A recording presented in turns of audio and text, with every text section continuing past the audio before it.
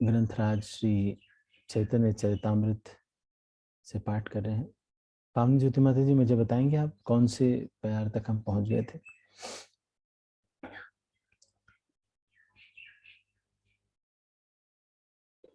हरे कृष्णा प्रभु जी। सॉरी प्रभु जी, मुझे भी पता नहीं, मैं भी आरती नहीं करी 2 दिन। अच्छा अच्छा। हरे कृष्णा प्रभु जी, दंडवत प्रणाम। धन्यवाद प्रणाम। हरे कृष्णा प्रभु जी, दंडवत प्रणाम। हरे कृष्णा प्रभु जी, धन्यवाद प्रणाम प्रभु जी।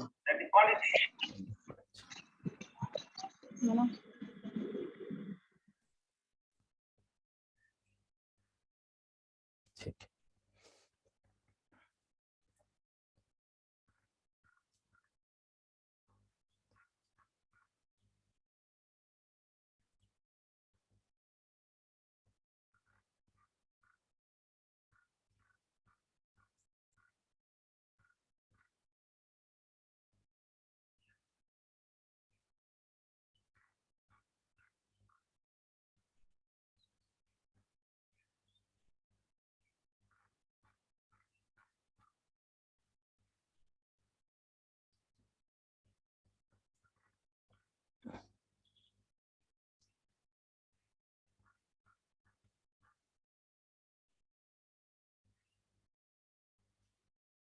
ठीक है, तो हम श्री चैतन्य चरितामृत मध्य लीला के 10वें अध्याय पर चर्चा कर रहे हैं। श्री चैतन्य महाप्रभु की जगन्नाथपुरी लौटना।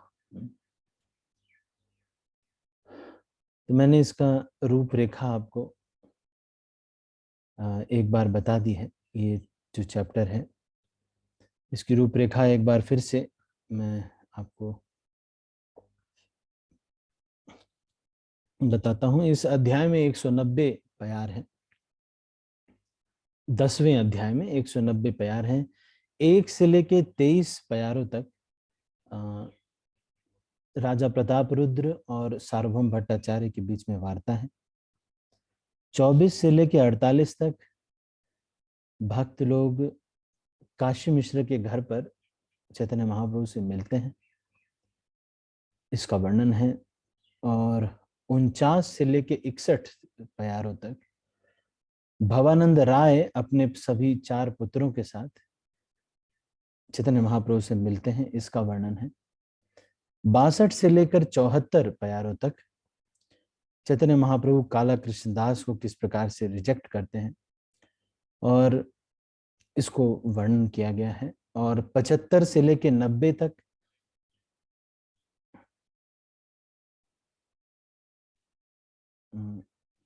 काला कृष्णदास की बंगाल किस प्रकार वो जाते हैं, ये बताया गया है।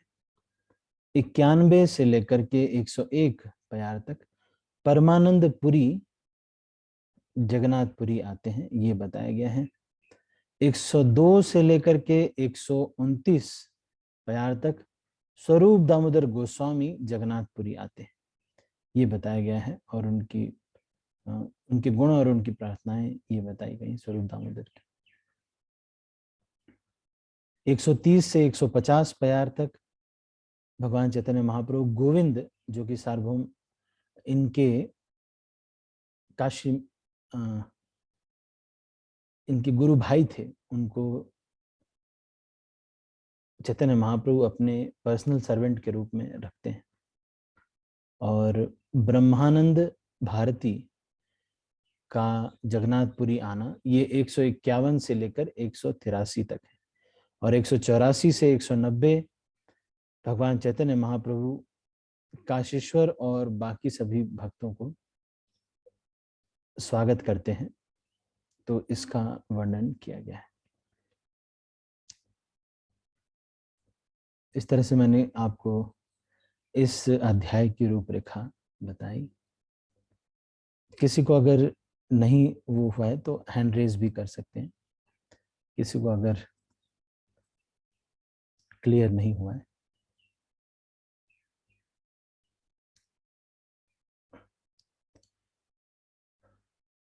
ठीक है, तो हम श्री चैतन्य चरितामृत के मध्य लीला के 10वें अध्याय को पढ़ रहे हैं, जिसमें हम अभी प्रताप रुद्र देव की जो बातें हैं वो हम पढ़ रहे हैं। श्री चैतन्य महाप्रभु सार्वभौम भट्टाचार्य के पास आए हैं जगन्नाथपुरी में, तो वहां प्रसाद वगैरह ले रहे थे। उसके बाद प्रताप रुद्र देव राजा जो हैं वो सार्वभौम भट्टाचार्य जो कि उनके पुरोहित हैं उनको बुलाते हैं और उनसे बातें कर रहे हैं। भट्टाचार्य ने जब ये रिक्वेस्ट सुनी कि मुझे भी एक बार चैतन्य महाप्रभु से मिलना है, तो भट्टाचार्य ने ये कहा कि सन्यासी हैं वो मिलेंगे नहीं आपसे। क्या कहा उन्होंने? भट्ट कहे जे सुनीला सब सत्य हाया, तार दर्शन तुम्हार घटन नाय हाया। भट्टाचार्य ने उत्तर दिया, आपने जो कुछ भी सुना है वह सत्य है, किंतु जहां तक भेंट करने की बात है उसका प्रबंध कर पाना अत्यंत कठिन है। श्री चैतन्य महाप्रभु सन्यासी हैं और सांसारिक मामलों से अत्यधिक विरक्त हैं। वे निर्जन स्थान में ठहरते हैं और सपने में भी किसी राजा से भेंट नहीं करते। इतने पर भी मैं आपकी भेंट कराने का प्रयास करता हूं, किंतु वे हाल ही में दक्षिण भारत के भ्रमण पर गए हैं। राजा ने पूछा, उन्होंने जगन्नाथपुरी को क्यों छोड़ा? भट्टाचार्य ने उत्तर दिया, महापुरुषों की लीलाएं ही ऐसी हैं। बड़े बड़े संत तीर्थ स्थानों को पवित्र बनाने के लिए उनकी यात्रा करते हैं। इसलिए चैतन्य महाप्रभु अनेक तीर्थों का भ्रमण कर रहे हैं।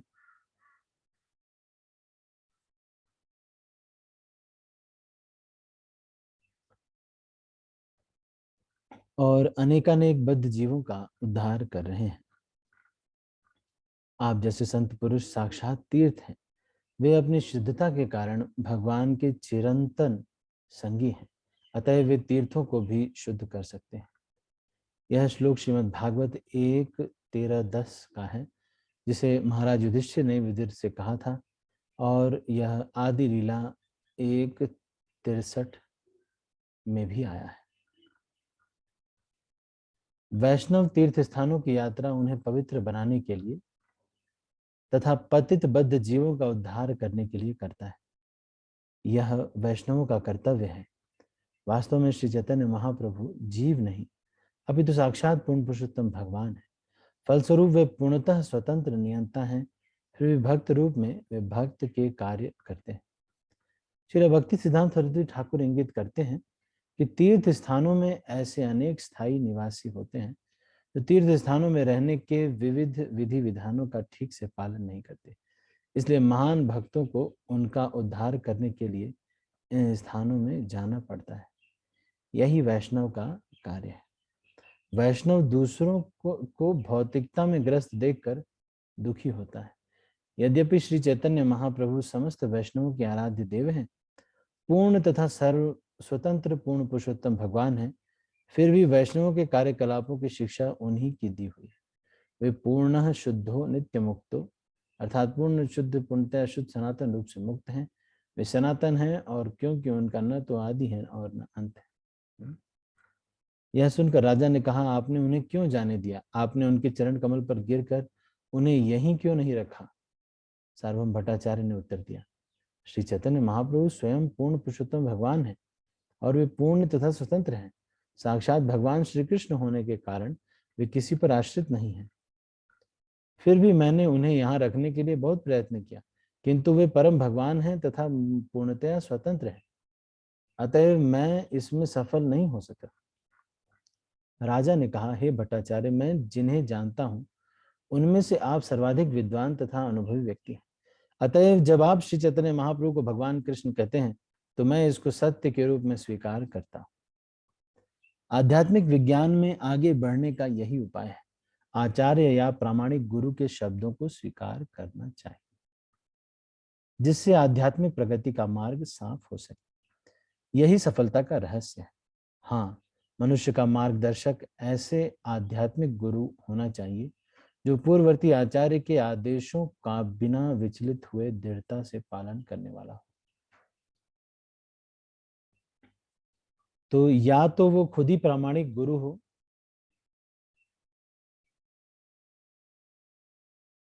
और या फिर मनुष्य का मार्गदर्शक ऐसा आध्यात्मिक गुरु हो जो पूर्ववर्ती आचार्यों के आदेश का बिना विचलित किए हुए दृढ़ता से पालन करने वाला।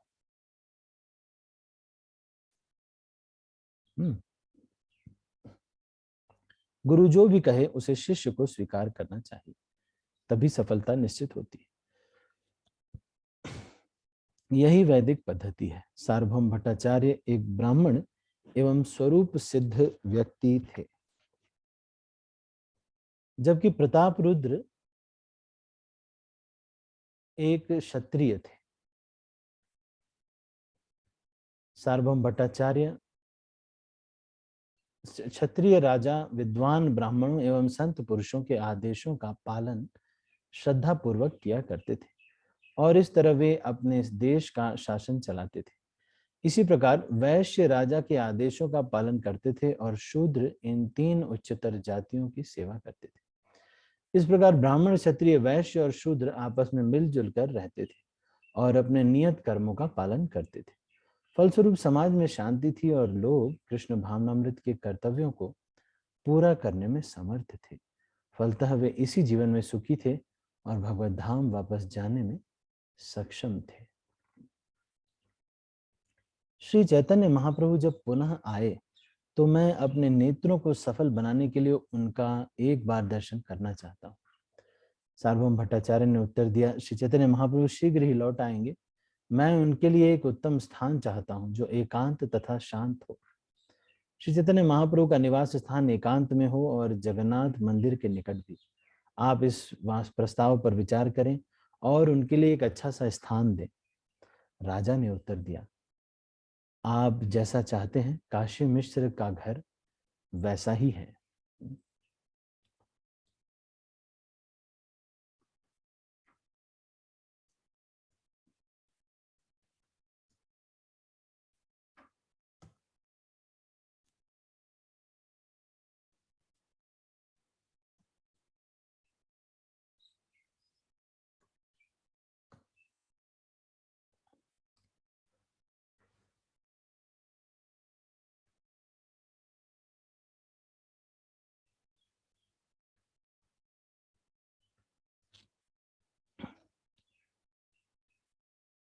आपको थोड़ा सा मैं इनकी फोटो दिखाता हूँ ना, प्रताप रुद्र देव की, जो भी यहाँ इंटरनेट पे अवेलेबल है, इसको मैं दिखाता हूँ।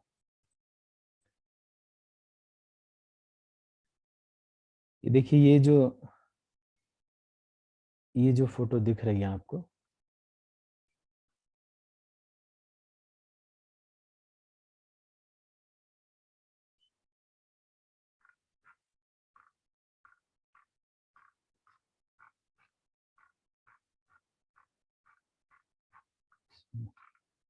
ये जो झाड़ू लगाने वाले है ना, ये राजा प्रताप रुद्र देव है। जगन्नाथ के सामने जो झाड़ू लगाते हैं वो अपने पद प्रतिष्ठा को भूल करके झाड़ू लगाते हैं। ये जगन्नाथ वल्लभ गार्डन में राजा प्रताप रुद्र देव जो हैं, उसको मैं चलो आपको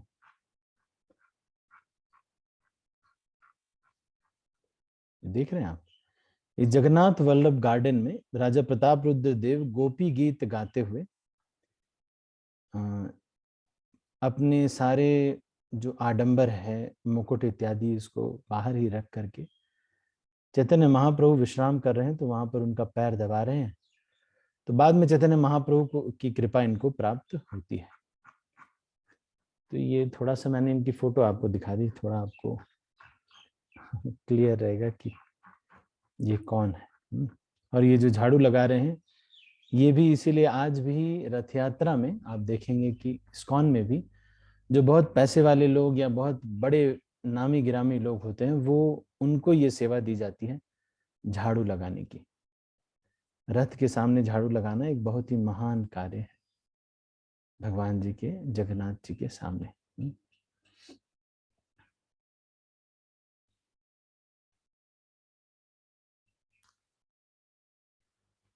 ठीक है, तो हम इसको आगे पढ़ते हैं। यह कहकर राजा महाप्रभु के पुनरागमन के लिए अत्यंत आतुर हो उठे। तब सार्वभौम भट्टाचार्य काशी मिश्र के घर राजा की इच्छा बतलाने गए। जब काशी मिश्र ने यह प्रस्ताव सुना तो उन्होंने कहा, मैं परम भाग्यवान हूं कि समस्त प्रभुओं के स्वामी श्री चैतन्य महाप्रभु मेरे घर पर ठहरेंगे। इस श्लोक में श्री चैतन्य महाप्रभु के लिए प्रयुक्त प्रभुपाद शब्द महत्वपूर्ण है। यहाँ पर क्या कह रहे हैं? काशी मिश्र कहे आमी बड़ भाग्यवान, मोर गृह प्रभुपादेर हबे अवस्थान। तो ये प्रभुपाद शब्द श्री चैतन्य चरितामृत में आया है और श्री चैतन्य चरितामृत में इसका क्या अर्थ ये है कि प्रभुपाद, प्रभुपाद का अर्थ है सभी प्रभुओं के स्वामी।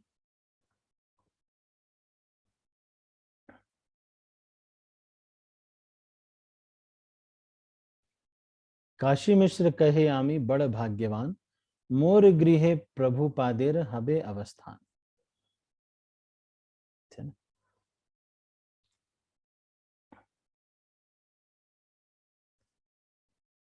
ठीक है।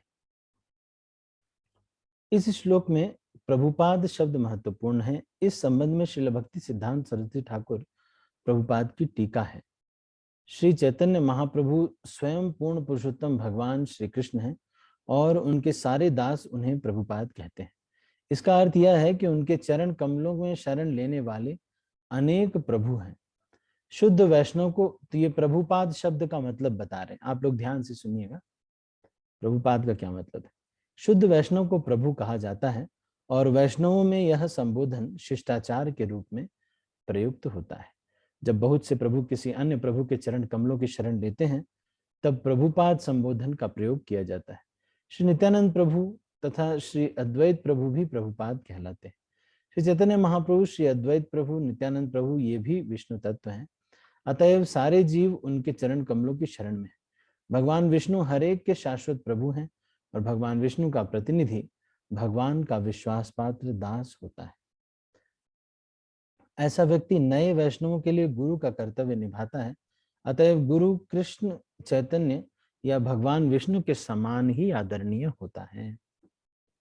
इसलिए गुरु को ओम विष्णुपाद या प्रभुपाद कहा जाता है। तो आप समझ गए ये प्रभुपाद की परिभाषा क्या है। कोई इसको बता सकता है? देखते हैं कौन ध्यान से सुन रहा है।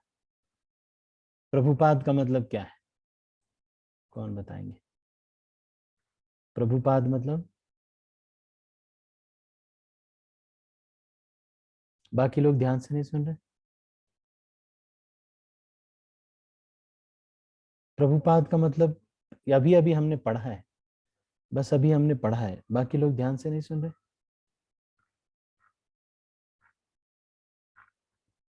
चेतन प्रभु। जनरली संबोधित सबको प्रभु बोल के करते थे। फिर प्रभुपाद यानी पूरे सब प्रभुमा मिलके जो प्रभु के जाके जो उनसे उनके चरणों में नमस्कार करते। हाँ, सब प्रभु जिनके चरणों में सारे प्रभु शरण लेते हैं वो है प्रभुपाद। ठीक है। आचार्य अर्थात गुरु का आदर सामान्यतया अन्य लोगों द्वारा श्रीपाद के रूप में किया जाता है और दीक्षित वैष्णव को प्रभु कहकर संबोधित किया जाता है। प्रभु, प्रभुपाद तथा विष्णुपाद का वर्णन श्रीमद् भागवत, चैतन्य चरितामृत, चैतन्य भागवत जैसे प्रामाणिक शास्त्रों में मिलता है। इस संबंध में ये शास्त्र अनन्य भक्तों द्वारा स्वीकृत प्रमाणों को प्रस्तुत करते हैं। प्राकृत सहजीय वैष्णव तक कहलाने के पात्र नहीं होते।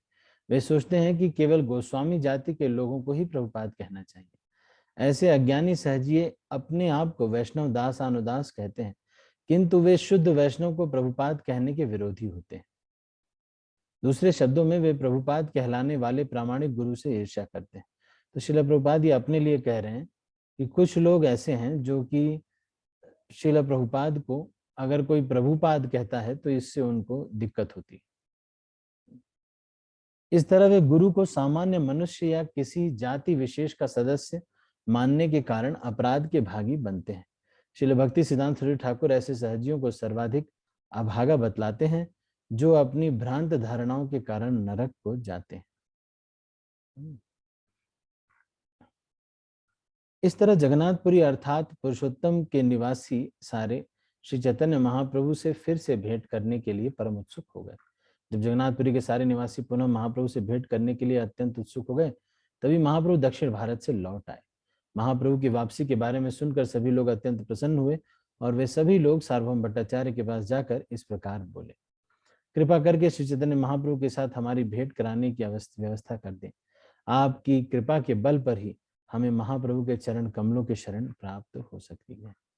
भट्टाचार्य ने लोगों से कहा, महाप्रभु कल काशी मिश्र के घर पर होंगे, तभी मैं आप लोगों की उनसे मिलने की व्यवस्था करूंगा। अगले दिन श्री चैतन्य महाप्रभु आ गए और वे बड़े ही उत्साह पूर्वक सार्वभौम भट्टाचार्य के साथ भगवान जगन्नाथ के मंदिर में दर्शन करने गए। भगवान तो सार्वभौम भट्टाचार्य जगन्नाथपुरी का जो मंदिर है उसके भी हेड पुजारी हैं। भगवान जगन्नाथ के सारे सेवकों ने चैतन्य महाप्रभु को भगवान का प्रसाद लाकर दिया। तब बदले में चैतन्य महाप्रभु ने उन सब का आलिंगन किया। भगवान जगन्नाथ का दर्शन करने के बाद श्री चैतन्य महाप्रभु मंदिर से बाहर आ गए। फिर भट्टाचार्य उन्हें काशी मिश्र के घर ले गए। जब श्री चैतन्य महाप्रभु काशी मिश्र के घर आए तो वे तुरंत उनके चरण कमलों पर गिर पड़े और उन्होंने स्वयं को तथा अपने सारे घर बार को उनकी शरण में दे दिया। तब महाप्रभु ने काशी मिश्र को अपना चतुर्भुज स्वरूप दिखलाया। महाप्रभु ने उसकी सेवा स्वीकार की और उसे गले लगा लिया। तब श्री चैतन्य महाप्रभु अपने लिए तैयार किए गए आसन पर बैठ गए और नित्यानंद प्रभु समेत सारे भक्तगण उनके चारों ओर बैठ गए। श्री चैतन्य महाप्रभु अपने निवास स्थान को देखकर अत्यंत प्रसन्न हुए, जिसमें उनकी सारी आवश्यकताओं को पूरा करने का ध्यान रखा गया था।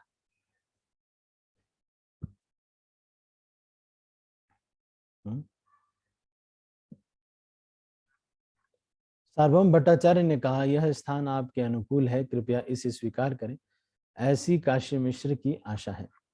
श्री चैतन्य महाप्रभु ने कहा, यह मेरा शरीर आप सबका है, अतः आप लोग जो भी कहेंगे वह मुझे स्वीकार होगा। इसके बाद सार्वभौम भट्टाचार्य महाप्रभु की दाहिनी ओर बैठकर पुरुषोत्तम अर्थात भगवान जगन्नाथपुरी के सारे निवासियों का परिचय कराने लगे। भट्टाचार्य ने कहा, हे प्रभु, ये नीलाचल के सारे निवासी आपसे मिलने के लिए अत्यंत उत्सुक हो रहे हैं। आपकी अनुपस्थिति में ये सारे लोग प्यासे चातकों की तरह निराश होकर रोदन कर रहे थे, कृपया इन्हें अपनी शरण में ले। सार्वभौम भट्टाचार्य ने सर्वप्रथम जनार्दन का परिचय देते हुए कहा कि यह भगवान जगन्नाथ का सेवक जनार्दन है। यह भगवान की तब सेवा करता है जब उनके दिव्य शरीर को नया बनाया जाता है। तो अभी ये ध्यान देने वाली चीज है, आप इसको थोड़ा सा ध्यान दीजिएगा। क्या होता है ये, इसके बारे में श्रील प्रभुपाद बताएंगे। स्नान यात्रा उत्सव के बाद अन्नवसर के समय, ये अन्नवसर का समय आता है। अन्नवसर मतलब जिस समय चैतन्य श्री जगन्नाथ जी बीमार पड़ते हैं 15 दिन के लिए। स्नान यात्रा जो होती है ये रथ यात्रा से 15 दिन पहले होती है, जिसमें भगवान को इतना नहलाया जाता है, इतना नहलाया जाता है कि भगवान को बुखार हो जाता है। तो फिर भगवान को 15 दिन तक रेस्ट में डाला जाता है, उसको अन्नवसर का समय कहा जाता है। तो 15 दिन तक मंदिर से अनुपस्थित रहते हैं जगन्नाथ जी, जिससे उनको नया बनाया जा सके। ऐसा प्रतिवर्ष होता है। श्री चैतन्य महाप्रभु से जिस जनार्दन का परिचय कराया जा रहा था वह उस समय यही सेवा कर रहा था। भगवान जगन्नाथ मतलब ये जो है पेंटिंग वगैरह फिर से ठीक करना, ये सारा कार्य होता है। और 12 साल में अर्चा विग्रह को फिर से नया कर दिया जाता है। 12 साल के बाद वो लकड़ी जो है वो बदल दी जाती है। भगवान जगन्नाथ के श्रृंगार को नव यौवन भी कहा जाता है, जिससे यह सूचित होता है कि जगन्नाथ अर्चा विग्रह को पुनः यौवन प्रदान किया जाता है। भगवान एक्चुअली भाव के भूखे होते हैं, और ये जो जगन्नाथ जी का विग्रह है ये दिव्य विग्रह है। जगन्नाथ जी का विग्रह है, ये दिव्य विग्रह है। एक बार ऐसे हुआ कि एक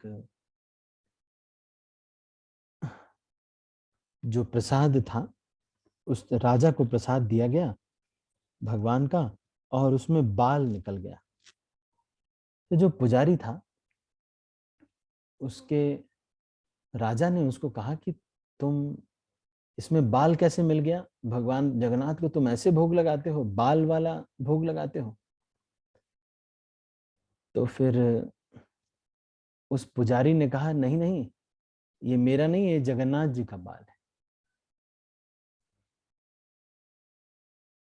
फिर बेचारा पुजारी ने तो ऐसा कह दिया, राजा ने कहा कि अच्छा जगन्नाथ जी का बाल है, चलो अच्छा मुझे दिखाओ। जगन्नाथ जी दर्शन खोला, तो दर्शन खोलने से पहले पुजारी बड़ा चिंतित था, सोच रहा था कि भगवान अब ये गलती हो गई, अब मेरी जान आप ही के हाथ में है, तो अब संभाल लीजिएगा। तो फिर वास्तव में क्या हुआ कि जगन्नाथ जी के बाल थे। जब वो दर्शन खोला गया तो जगन्नाथ जी के बाल थे।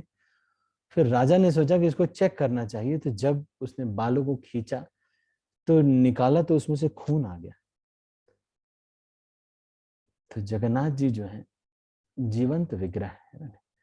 तो जब नव कलेवर होता है, नव कलेवर 12 साल में एक बार होता है, इस समय पर जगन्नाथ जी के विग्रह के अंदर एक जीव होता है, वो जीव को निकाला जाता है। उस जीव को निकालने वाला व्यक्ति कोई बूढ़ा व्यक्ति, भक्त ही होता है, जो अभी कुछ दिन में ही मर जाए ऐसा व्यक्ति ही उसको निकालता है, क्योंकि जो व्यक्ति उसको निकाल करके दूसरे विग्रह में डालता है उसकी मृत्यु हो जाती है।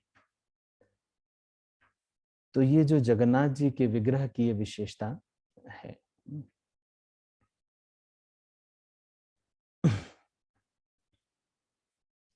श्री चैतन्य महाप्रभु से जिस जनार्दन का परिचय कराया जा रहा था वह उस समय यही सेवा कर रहे थे। तो अभी रथ यात्रा आने वाली। भगवान जगन्नाथ के श्रृंगार को नव यौवन भी कहा जाता है, जिससे यह सूचित होता है कि जगन्नाथ अर्चा विग्रह को पुनः यौवन प्रदान किया जाता है।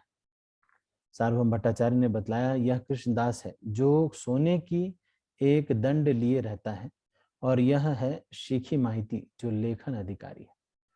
तो इस सोने का डंडा लेकर के कृष्णदास जो है ये घूमते रहते हैं। ये वो कृष्णदास नहीं है, काला कृष्णदास वो नहीं है, ये दूसरे। और शिखी माइती उन 3.5 पार्षद में से एक पार्षद है। माधवी देवी, शिखी माइती, रामानंद राय।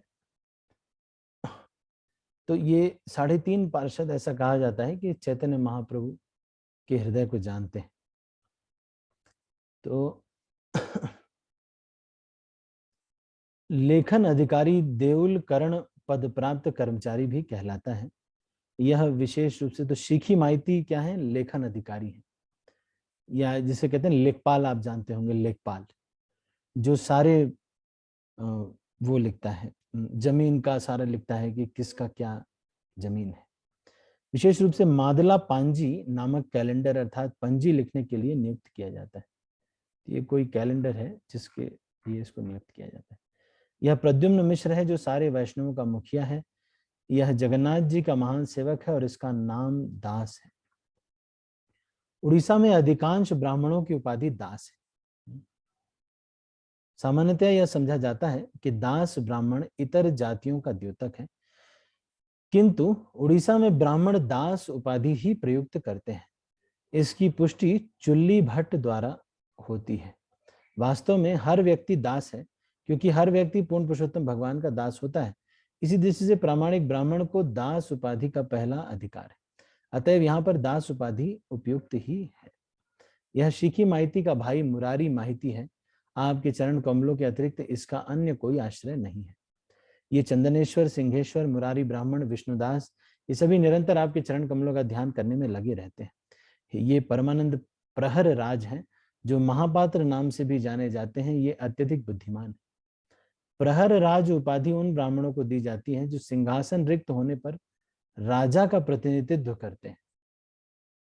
ब्राह्मण सिंहासन रिक्त होने पर राजा का प्रतिनिधित्व करने वाले प्रहर राज उपाधि के ब्राह्मण हैं परमानंद जी। उड़ीसा में राजा की मृत्यु के समय से लेकर दूसरे राजा के सिंहासन रूढ़ होने तक प्रतिनिधि ही सिंहासन पर आसीन होता है। यही प्रतिनिधि प्रहर राज कहलाता है। प्रहर राज का चुनाव सामान्यतः राजा के निकट के पुरोहितों के परिवार से किया जाता है। राजा के निकट के जो पुरोहित रहते हैं, श्री चैतन्य महाप्रभु के जमाने में परमानंद प्रहरराज ही प्रहरराज थे। ये सारे शुद्ध भक्त जगन्नाथपुरी के आभूषणों के समान सेवा करते हैं। ये सभी आपके चरण कमलों की अविचलित भाव से ध्यान करते हैं। इस परिचय के बाद अच्छा चलो मैं एक चीज आपको पूछता हूँ, कोई ये बता सकता है कि ये जो सार्वभौम भट्टाचार्य हैं ये नित्य लीला में या फिर ये वास्तव में है कौन पिछले जन्म में? सार्वभौम भट्टाचार्य कौन है?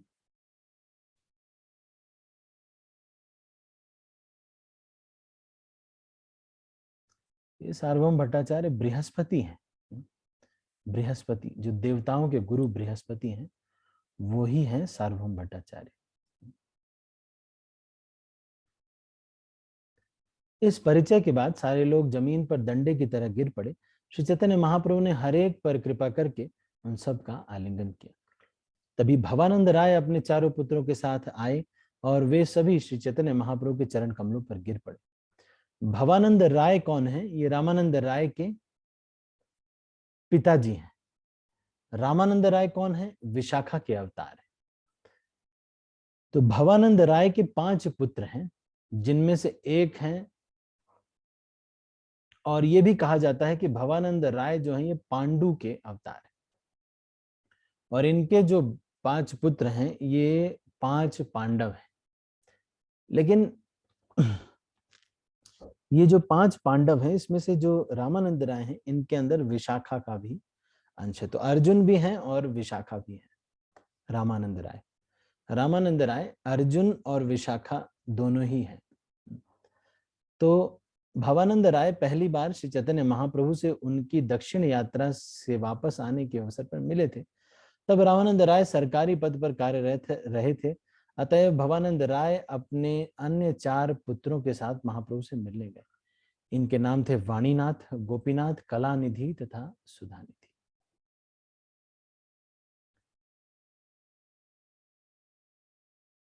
अन्य 4 पुत्र मिलाकर के 5 पुत्र हैं। भवानंद राय तथा उनके 5 पुत्र का वर्णन आदि लीला में हुआ है। सार्वभौम भट्टाचार्य ने आगे बतलाया, ये भवानंद राय हैं जिनके प्रथम पुत्र रामानंद राय हैं।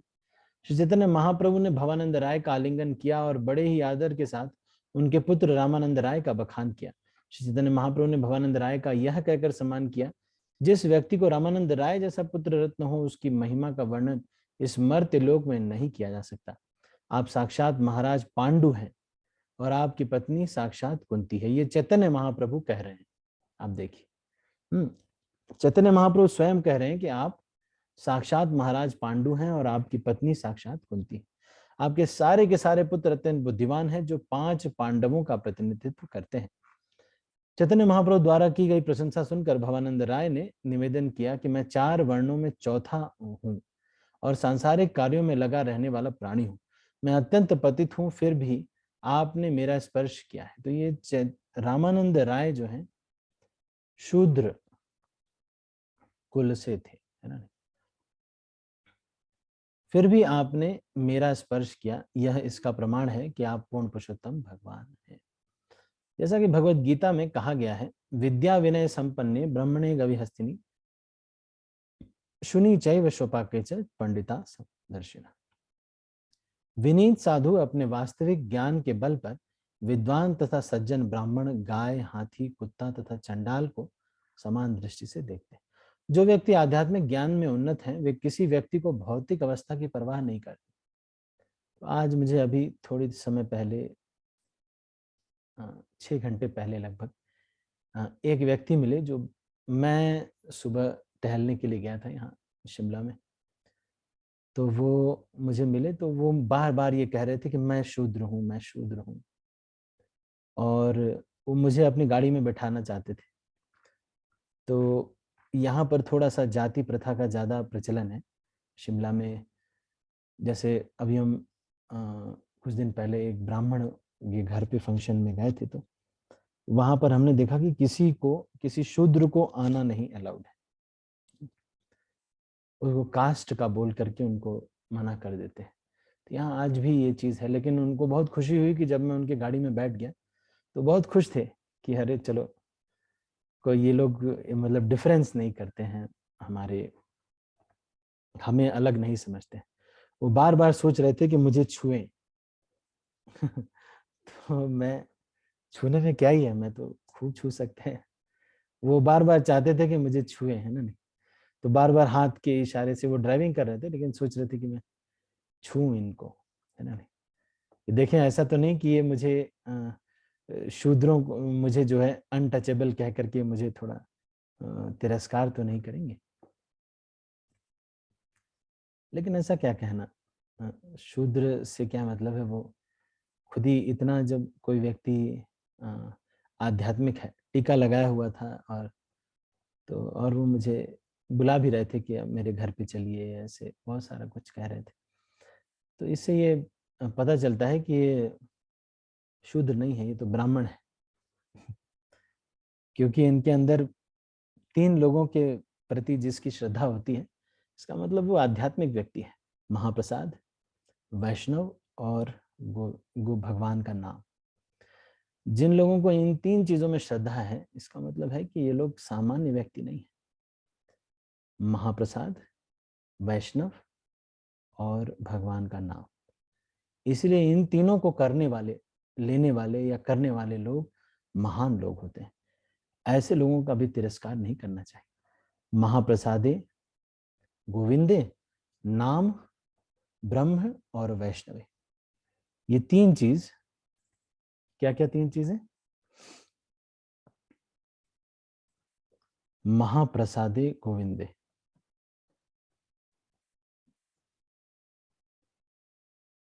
भगवान गोविंद के प्रसाद में, और नाम ब्रह्मणी, तीसरा वैष्णवे। अगर इनमें किसी को श्रद्धा है, ये वैष्णव है, वैष्णव है, वैष्णव है, अगर इसकी श्रद्धा है, तो ये सामान्य व्यक्ति नहीं, ये स्वल्प पुण्यवता नहीं है, ये पुण्यवता लोग हैं, तभी इनको श्रद्धा हुई है।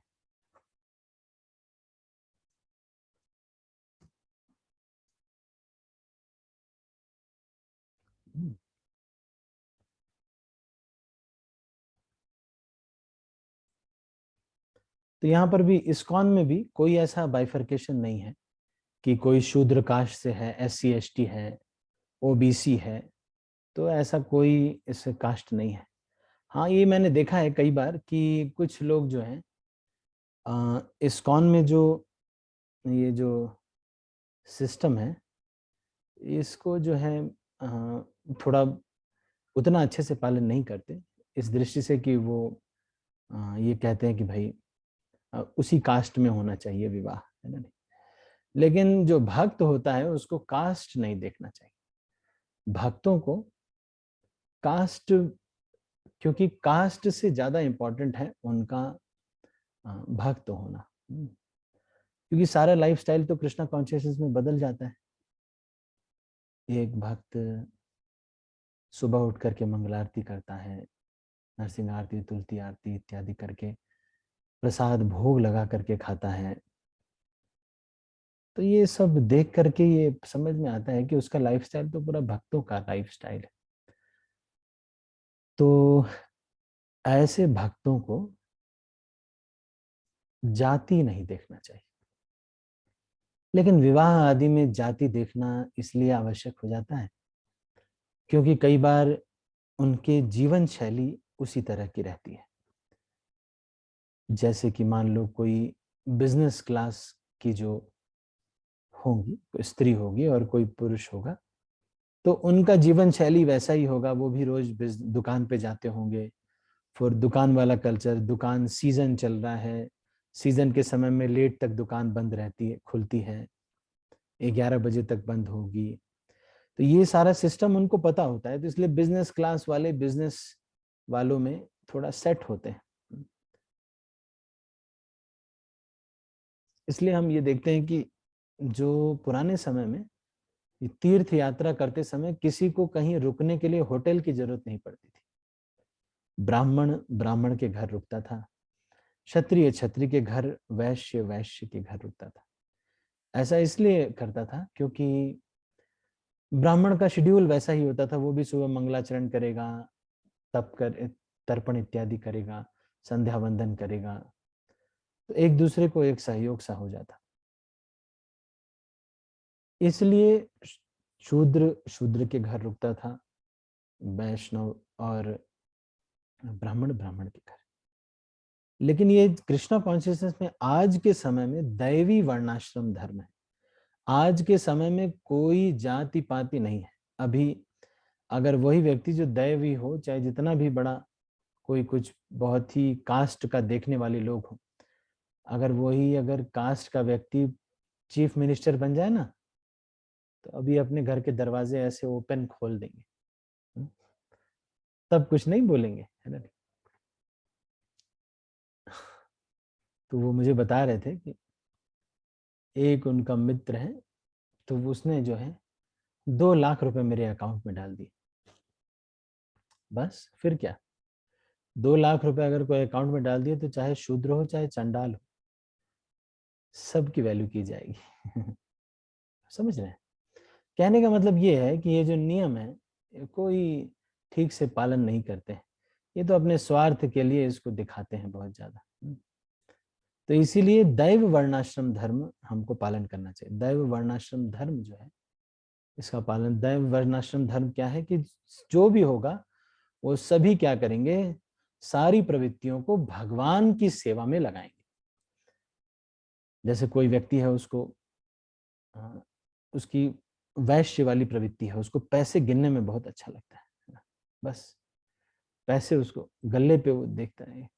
एक बार एक व्यक्ति था जो कि प्रभु जी इसको सुनाते हैं, आनंद प्रभु जी एक कहानी सुनाते हैं कि भाई जो है एक व्यक्ति था, वो गले पे बैठ करके पैसे गिनने में उसको बहुत अच्छा लगता था, है ना। तो एक बार ऐसा हुआ कि वो जब मरने वाला था तो उसके जो 4 बेटे थे, उसको उन्होंने देखा कि ये यहाँ पर है, वो यहाँ पर है, सब लोग यहाँ पर हैं।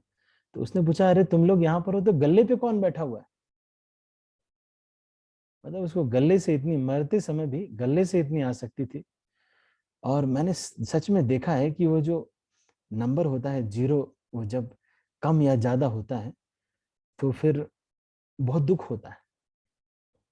नंबर जो है वो नंबर, तो ये यहाँ पर इस चीज को बता रहे हैं कि हर एक व्यक्ति को अपनी प्रवृत्ति के अनुसार भगवान की सेवा में लगना, ये दैव वर्णाश्रम। तो हम लोगों को जाति पाति को नहीं देखना चाहिए। अगर वो भक्त हैं तो विवाह करने में कोई हर्ज की बात नहीं। फिर भी आज के सिनेरियो में कई बार भक्तों के घर में एक्सेप्टेंस नहीं हो पाता है, तो इसलिए हम भी जब विवाह होता है तो कुंडली मिलाना और ये सब चीजें करते हैं। लेकिन मैंने देखा है कि कई भक्तों का जिनका कुंडली मिलाया, कुंडली तो चलो ठीक ही है, उसके साथ साथ वो दूसरे कास्ट के थे तब भी, लेकिन इतना प्रगाढ़ प्रेम है कि अब उसको छुड़ाना मुश्किल हो गया है। इतना प्रगाढ़ प्रेम हो गया है, न कुंडली मिलाने का समय था। एक विवाह हमने ऐसा ही कराया जिसमें न कुंडली मिलाया, न जाति कास्ट देखा। माता जी लोअर बहुत ही शेड्यूल कास्ट की थी और प्रभु जी ब्राह्मण थे जन्म से, लेकिन विवाह ऐसा करा दिया। अब इतने आसक्त हैं दोनों, इतने अब ये है कि ये वो कहें तो वो कहें, वो कहें तो वो कहें। अब एक एक चीज बिल्कुल पूछ करके होती है। मैं सोच रहा था कि देखो हमने नहीं मिलाया, कुछ भी नहीं किया, तो ये हाल है। अगर कहीं मिल गया होता तो क्या होता। कहने का मतलब ये है कि भक्त हैं, दोनों भक्त हैं, तो फिर इतना केयरिंग है प्रभु जी, इतने ज्यादा केयरिंग है, माता जी और भी ज्यादा केयरिंग है। कोई भक्त अगर आ जाता है तो सारा घर ही ले जाओ।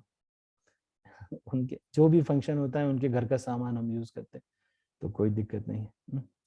और मैंने देखा कि एक और मैरिज हमने अभी कुछ दिन पहले देखी, इसमें माता जी मायापुर में नामहट्ट में थी और प्रभु जी जो है ये IIT में प्रोफेसर हैं। तो मैंने देखा कि प्रभु जी जो है लोअर कास्ट के हैं और माता जी जो है वो हायर कास्ट की है। लेकिन दोनों में इतना सामंजस्य है, विवाह में इतना सामंजस्य है, देख के लगता ही नहीं है कि ये दोनों का अलग अलग कास्ट है। और ऐसा लगता है जैसे कि जब से वो आए हैं तब से सारा जिम्मेदारी अपने कंधों पर ले लिए। कांग्रेगेशन में ऐसे भक्तों का होना बड़ा अच्छा रहता है। जो व्यक्ति आध्यात्मिक ज्ञान में उन्नत है वे किसी व्यक्ति की भौतिक अवस्था की परवाह नहीं करते। आध्यात्मिक दृष्टि से उन्नत व्यक्ति हर व्यक्ति के आध्यात्मिक स्वरूप को देखता है, फलतः वह विद्वान, ब्राह्मण, कुत्ता, चांडाल या अन्य किसी में कोई भेदभाव नहीं बरतता। ये वह मनुष्य के भौतिक शरीर से प्रभावित नहीं होता, अपितु मनुष्य के आध्यात्मिक स्वरूप को देखता है। फलतः भवानंद राय को श्री चैतन्य महाप्रभु का कथन अच्छा लगा, जिससे पता चलता है कि महाप्रभु ने भवानंद राय की सामाजिक स्थिति की परवाह नहीं की, कि वे सांसारिक कार्यों में व्यस्त रहने वाले शूद्र जाति के थे, बल्कि महाप्रभु ने भवानंद राय, रामानंद राय तथा उनके भाइयों की आध्यात्मिक स्थिति पर ही विचार किया। भगवान का भक्त भी ऐसे ही मनोवृत्ति रखता है। वह किसी भी व्यक्ति को, किसी भी जीव को आश्रय देता है, चाहे वह ब्राह्मण वंश का हो या चांडाल।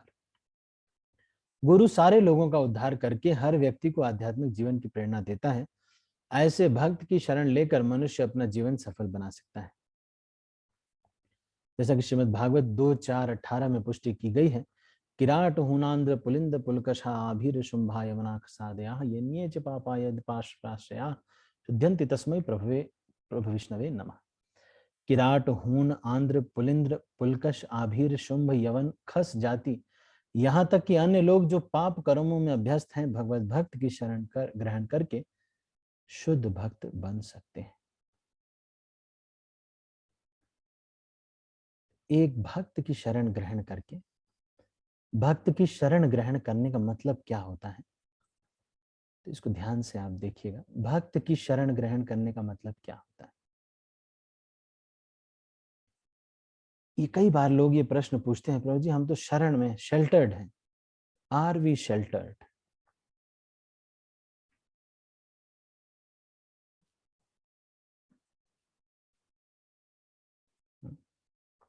एक बार बाल गोविंद प्रभु, पूना में जो भक्त हैं, वो राधे श्याम प्रभु के पास गए और राधे श्याम प्रभु से उन्होंने पूछा कि प्रभु जी, the conclusion is that if I please you then Krishna is pleased, so are you pleased with मी?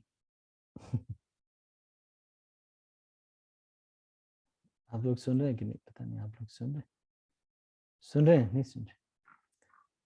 तो ये गए और पूछा कि क्या मैंने आपको प्रसन्न किया है? मुझे कैसे पता चलेगा? तो फिर राधे श्याम प्रभु ने कहा कि वो चिंता मत करो, जब नहीं प्रसन्न कर रहे होगे तो मैं डांटूंगा।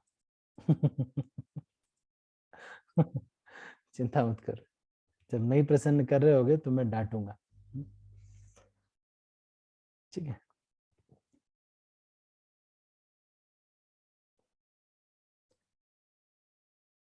तो मैं आपको ये बता रहा था कि शरण लेने का मतलब क्या होता है।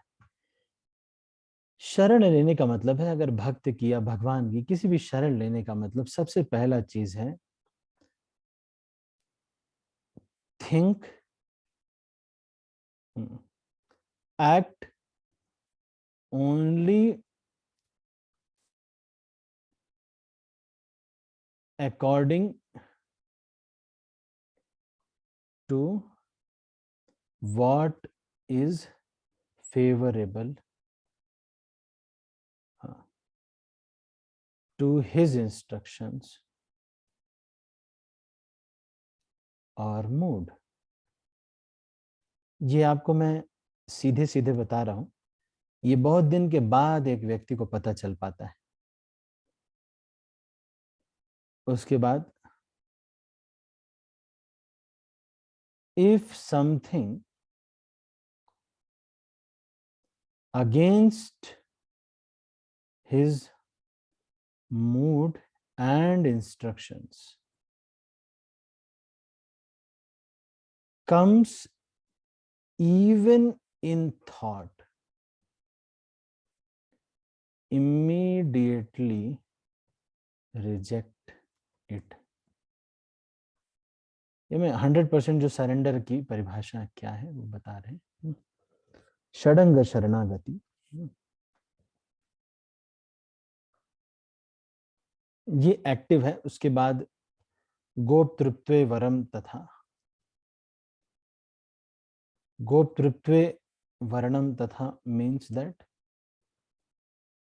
आत्म निक्षेप एंड इसका मतलब क्या है? अनुकूलस्य संकल्प,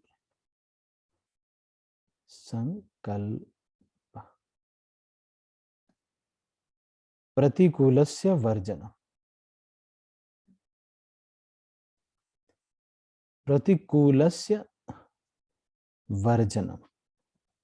तो कोई ये कह सकता है कि प्रभु जी इसमें तो बस लिखा हुआ है प्रतिकूलस्य वर्जनम, अनुकूलस्य संकल्पम, इसमें कोई बहुत इतना तो नहीं लिखा हुआ है।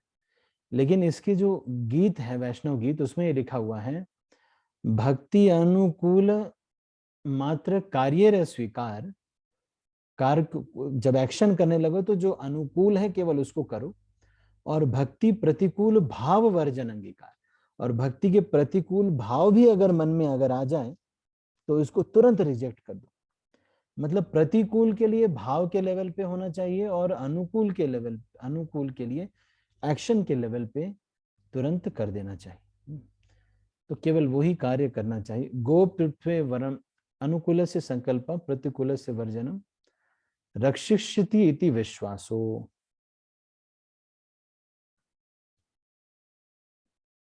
मतलब ये है कि गाइडेंस लेना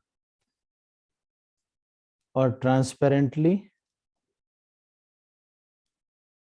एक्सप्रेस करना।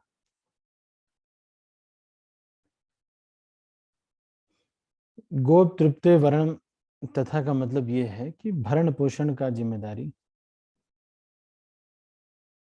उन्हीं को दे देना। आत्मनिक्षेप मतलब हम कैसे करेंगे? हम तो भजन कर रहे हैं, हम I am engage in my bhajan, how I will live is your responsibility. I am engage in bhajan. फिर वो अगर कहते हैं कि अच्छा ऐसे नौकरी कर लो तो हम कर लेते हैं। बाकी हमारे भरण का जिम्मेदारी हमारी नौकरी की नहीं है, हमारे गुरु जी की है।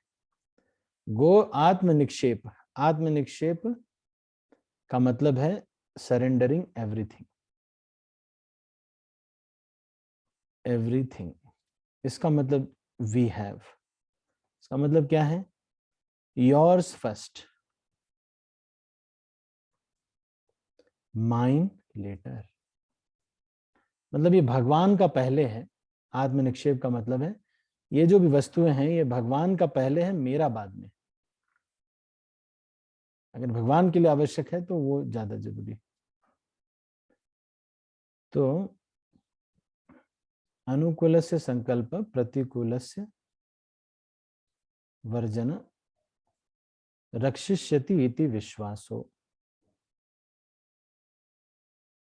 इसके बाद क्या है? गोप्तृत्वे मतलब रक्षिष्यति मतलब ही विल प्रोटेक्ट, है ना। इति विश्वासो, विश्वासो का मतलब क्या है कि प्रॉब्लम आए तो टेंशन नहीं लेने का, एक्सप्रेस करके फ्री हो जाने का। भगवान से प्रार्थना करना चाहिए, गुरु जी से प्रार्थना करना चाहिए कि ऐसे ऐसे प्रॉब्लम हो गई, ऐसे ऐसे मैंने इनको भी पीट दिया, वो भी कर दिया, ये कर दिया, तो टेंशन नहीं है। इनको बोलना चाहिए कि अभी है, पूरा विश्वास है कि आप तो मुझे बचा ही लेंगे, भगवान है ना। और गोप तृप्त वर्णन तथा मतलब भगवान ने मेरा वर्ण कर लिया है तो अब खर्चा पानी की दिक्कत नहीं है, वो तो चली जाएगा। आत्म निक्षेप सब कुछ भगवान को, योर्स फर्स्ट माइंड लेटर। और कार्पण्य, पण्य, कार्पण्य का मतलब ह्यूमिलिटी। ह्यूमिलिटी का मतलब ये है आई can't do even smelling without your blessings. Blessings and guidance. ये विनम्रता का मतलब क्या है? Seeking guidance, his holiness Gopal Krishna Goswami Maharaj कहते हैं कि seeking guidance is a symptom of humility. तो ह्यूमिलिटी आई कांट डू का मतलब ये है कि मैं सूंघ भी नहीं सकता आप लोगों की कृपा और नहीं होती।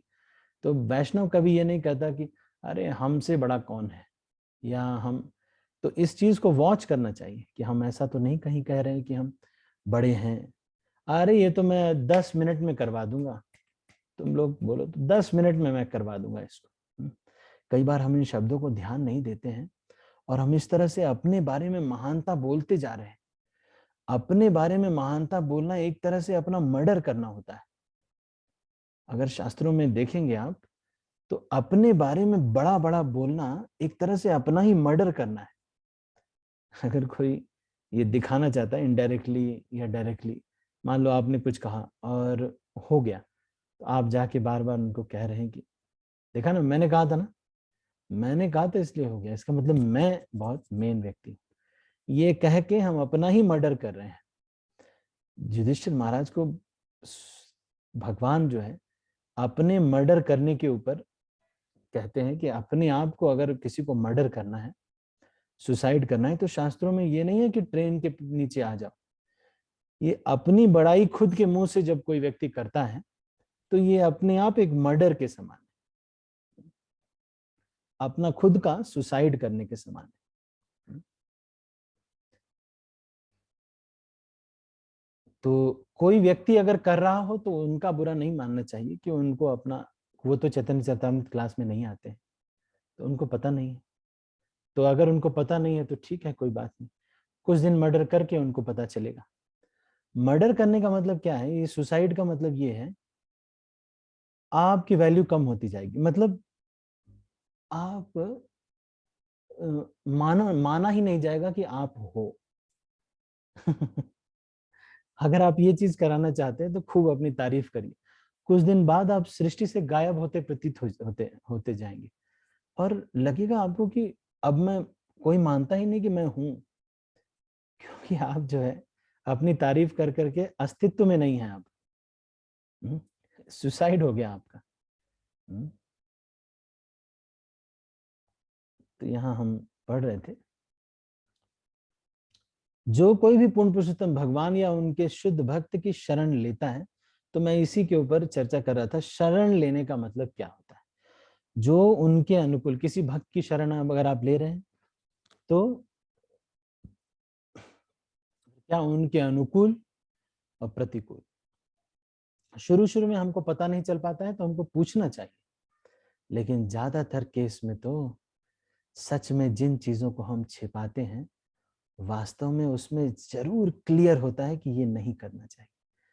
पूछते तो हम ऐसी चीजें हैं जिसको कि वैसे भी पूछ देना भी तो चल जाता। जैसे कि प्रभु जी,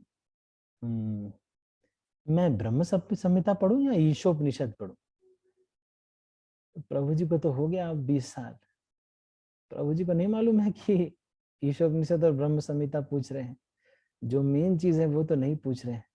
वो कहीं जा करके गीता प्रेस से एक नई किताब लेके आए हैं और उस किताब को चुपके पढ़ रहे हैं, जिसमें राधा रानी की लीलाओं के बारे में बताया गया है किस प्रकार से, और उसको चुपके पढ़ते हो। धीरे धीरे राधा कुंड जाने का प्लान, वो चीज नहीं पूछ रहे हैं। वो क्या पूछ रहे हैं? वो ऐसी चीजें पूछ रहे हैं, छिपा रहे। गुरु जी से देखो, प्रश्न पूछते ही गुरु जी को तो पता चल जाता है कि ओ ये बस इसलिए पूछ रहे हैं क्योंकि पूछना है। कुछ इतना दिन हो गया पूछे नहीं कुछ, चलो पूछ लो अब। तो पूछ रहे हैं, लेकिन वास्तव चीज जो फंसी हुई है वो तो नहीं पूछ रहे। अरे वही वाली में तो कृपा की आवश्यकता है ना। नहीं, वास्तव में यही तो निर्मल बाबा एक्टिव है, यहीं पे तो कृपा की आवश्यकता है। आपने जो समोसा और चटनी में पूछ लिया वो तो बेकार है, समोसा चटनी में नहीं, लेकिन यहाँ पर जो वास्तव में निर्मल बाबा एक्टिव है वो ये है कि वास्तविक चीज पूछना चाहिए था ना। खुद में मन है कि ऐसी स्त्री से विवाह करना चाहते हैं, दिखने में बहुत सुंदर है, लेकिन प्रभु जी से बार बार ये चीज नहीं बोल रहे हैं कि प्रभु जी इसलिए मैं विवाह करना चाहता हूँ कि वो दिखने में बहुत सुंदर है। ये सच सच नहीं बता रहे ये बता रहे हैं कि प्रभु जी क्या करें, अब वो भी आगरा से हैं, मैं भी आगरा से हूँ, तो बस थोड़ा सा ये रहता है कि आगरा से ही है। तो अब महाराज को पता चल जाता है, महाराज के पास अगर आप जाओ तो महाराज तो पता ही कर लेते हैं ना।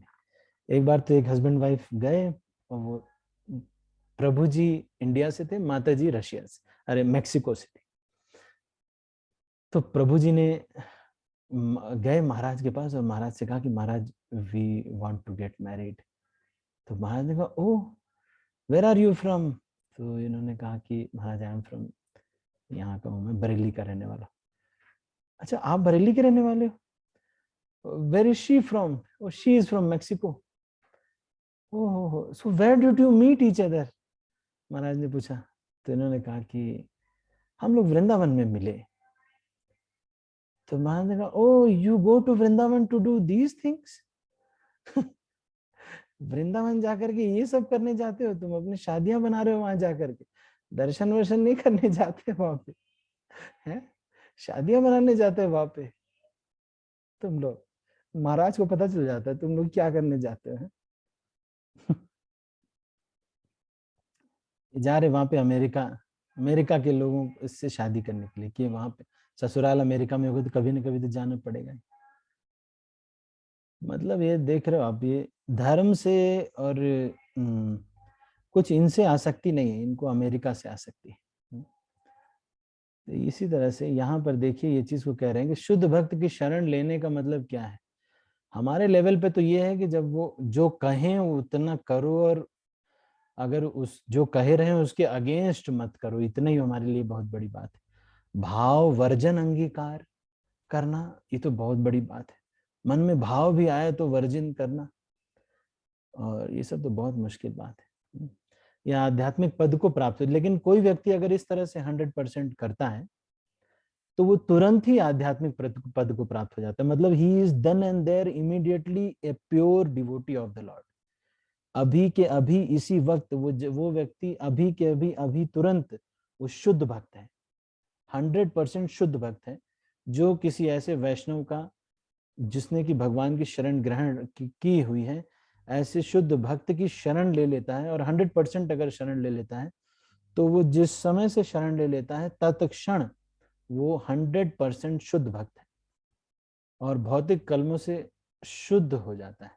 इसकी पुष्टि भगवत गीता में 9:32 में कृष्ण कहते हैं, क्या कहते हैं, माम ही पार्थ व्यपाश्रितः ये भी स्युः पाप योनियः। कोई पापी भी हो क्यों ना, स्त्रियो वैश्य तथा शूद्रो तेपि यान्ति पराम गतिम। चाहे कोई भी हो, स्त्रियां वैश्य तथा शूद्र क्यों ना हो, मेरे परम धाम पहुंच सकते हैं।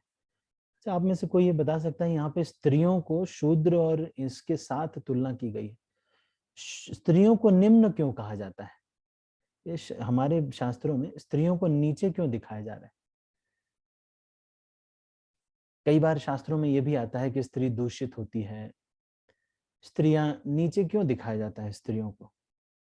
ऐसा आप देख रहे हैं, इसमें लिखा हुआ नहीं है, ये ऐसा क्यों बोलते हैं स्त्रियों को?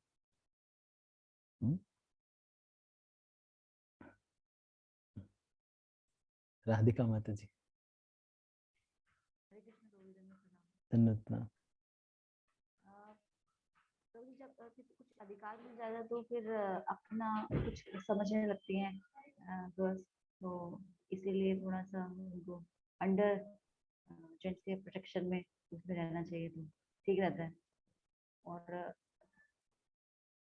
जैसे कहा जाता है कि लेडीज को जब अपने पिताजी के यहाँ होते हैं तो पिता के संरक्षण में, फिर पति के संरक्षण में, फिर पुत्र के संरक्षण में होना चाहिए।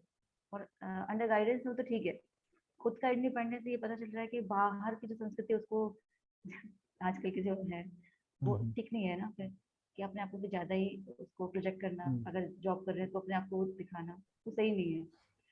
ये होना चाहिए कि घर में फैमिली में आप कैसे कैसे अपने आप को बच्चों को क्या शिक्षा दे रहे हो, इससे बहुत इंपॉर्टेंट होता है, इसी से इम्पोर्टेंस बढ़ जाती है स्त्री की। ठीक है। अदरवाइज तो रहना चाहिए। Yes. हरे कृष्ण। लेकिन इतना बड़ा एक पूरा जनरेशन में half of the population is women, है ना? अब आप पूरे पॉपुलेशन में से आधे को आप ये कह रहे हैं कि ये लोग जो हैं नीचे लेवल पे है, तो ये तो भगवत गीता में इतना गलत लिखा हुआ है।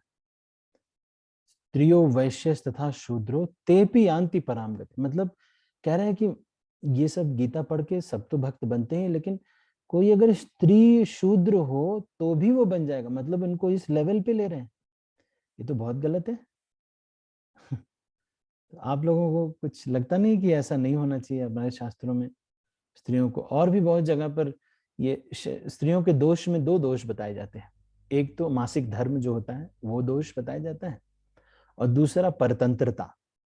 स्त्री कभी भी संन्यास नहीं ले सकती, उसको हमेशा परतंत्र रहना होता है। परतंत्र मतलब अकेले ऐसे नहीं हो सकता कि कोई स्त्री जो है निकल जाए और कह दे कि अब मैं गोपी हूं और मैं भगवान से विवाह कर लिया है मैंने। उसको किसी यहाँ के दुनिया के प्रभु जी से ही विवाह करना पड़ेगा। ऐसे नहीं कर सकते कि वो सीधा भगवान से विवाह कर लिए और फिर अकेले घूम रहे हैं। परतंत्रता स्त्री शरीर का एक दोष है, ऐसा शास्त्र कहता है। ठीक है, तो कोई आप में से कोई विचार देना चाहते हैं स्त्रियों के बारे में? जहां तक स्त्री शरीर की बात है। अच्छा, अनीता कमल माता जी। अनीता एस कमल माता जी। हरे कृष्ण प्रभु जी, प्रभु जी मेरा एक सवाल है, मतलब सवाल है? अभी आप इसके हाँ बाद प्रभु लेंगे जी। सवाल तो इसके बाद लेंगे, अभी तो मैं प्रभु जी पूछ रहा अभी हूँ। आया, अभी आया प्रभु जी मेरे मन में, वो स्त्री के अच्छा, विषय में ही है। तो इसको पेन और इन सब से रोका जा सकता है, पेन और कॉपी से इसको अच्छा लिख करके रोका जा सकता है। ये सवाल कोई ऐसा थोड़ी है कि एक नदी है जो बहती ही जाएगी, इसको रोका नहीं जा सकता। इसको जी प्रभु जी। थोड़ी देर रोक जी के जी रखिए। ठीक है। ओके। आशा आर्या माता जी। हरे कृष्णा प्रभु जी, I am not sure whether it is right or not, it's पर ओके। है ने अध्ययन या शास्त्रों के अध्ययन की कमी, जिनसे उनको ज्ञान की कमी रहती है, तो इसीलिए in that way it is compared. Oh हमारे पावनी ज्योति माता जी अगर क्लास में आ ही रहे हैं तो सब कुछ उनको याद रहता है। और हमारे कहाँ गए वो संधिनी राधा माता जी, आज नहीं आए। ये लोग सब लोग, कई सारे ऐसे भी हैं देखो, बहुत याद रहता है इनको तो। तो अभी देखो राधिका माता जी हैं, ये भी अक्सर उत्तर देते हैं। प्रभु जी लोग भी हैं जूम में, देखो अभी क्लास में, लेकिन प्रभु जी लोग नहीं दे रहे। इनफैक्ट हमारी क्लास में 80% माताएं ही आ रही। आजकल जितने भी जूम क्लासेस होती हैं, मैं लगभग इस्कॉन गया की जूम क्लास में कभी कभी लेक्चर्स देता हूँ, और पाकिस्तान तक में, पाकिस्तान इस्कॉन में भी, कराची इस्कॉन में भी जो जूम की क्लास होती है उसमें 80% तो माताएं ही होती। तो इनफैक्ट पता नहीं लेकिन ज्यादातर तो सब तो माता ही है ना। जूम शिमला की क्लास होती है, यहाँ भी मैं कभी क्लास लेता हूँ, तो 80% माताएं हैं। प्रभु जी लोग तो बिजनेस में व्यस्त हैं।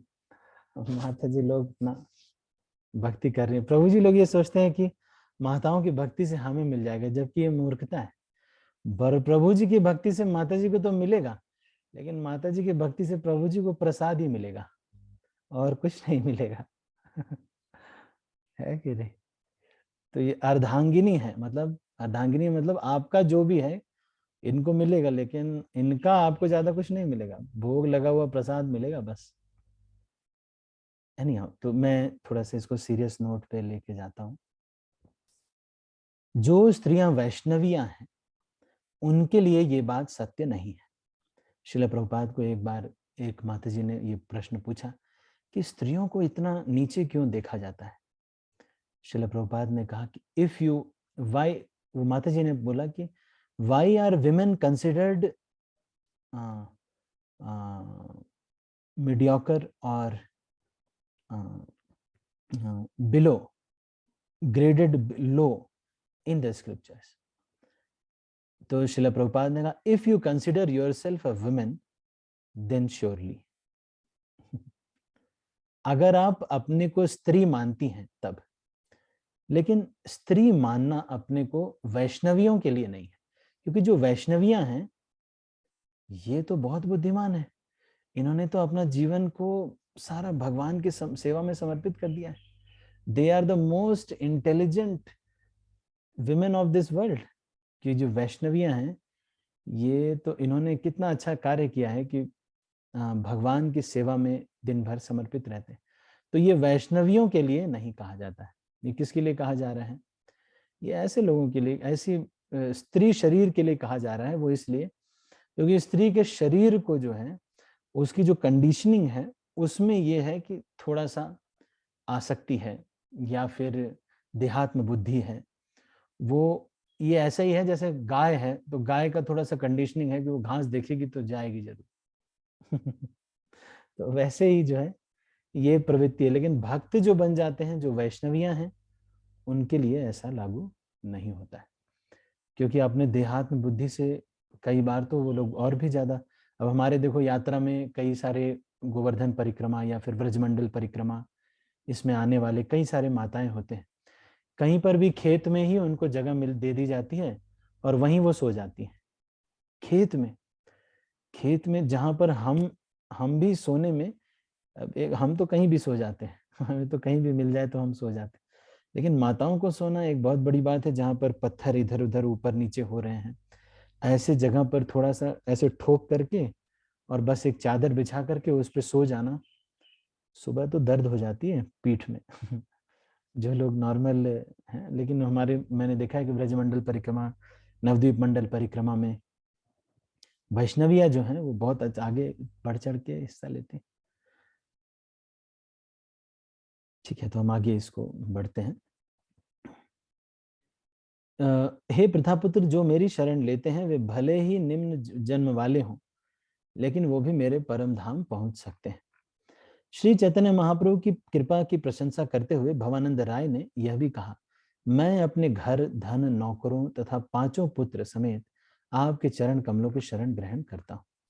शरणागति की यही विधि है। श्रील भक्ति विनोद ठाकुर का गीत है, मानस देह गेह जो किछु मोर, अर्पिलो तुया पदे नंद किशोर। मतलब ये शरणागति पुस्तक से, अगर किसी को शरणागति को समझना है, किसी को अगर समझ में नहीं आ रहा है, तो ये शरणागति पुस्तक को पढ़ना चाहिए। इसमें भक्ति विनोद ठाकुर सही से बतलाते हैं कि वास्तव में शरणागति क्या है। जब कोई भगवान के चरण कमलों की शरण लेता है तो वह अपना सर्वस्व, अपना घर, शरीर, मन तथा जो भी उसके पास में है वो सब अर्पित करके ऐसा करता है। चलो एक बहुत ही जनरल नॉलेज का क्वेश्चन आपसे पूछता हूं, आप में से कोई बता सकता है इस दुनिया में सबसे सुखी जीव कौन सा होता है? सबसे सुखी जीव कौन है? सबसे सुखी living being, the happiest living being, सबसे सुखी, सबसे मस्त, सबसे खुश, बिल्कुल मस्त कौन है?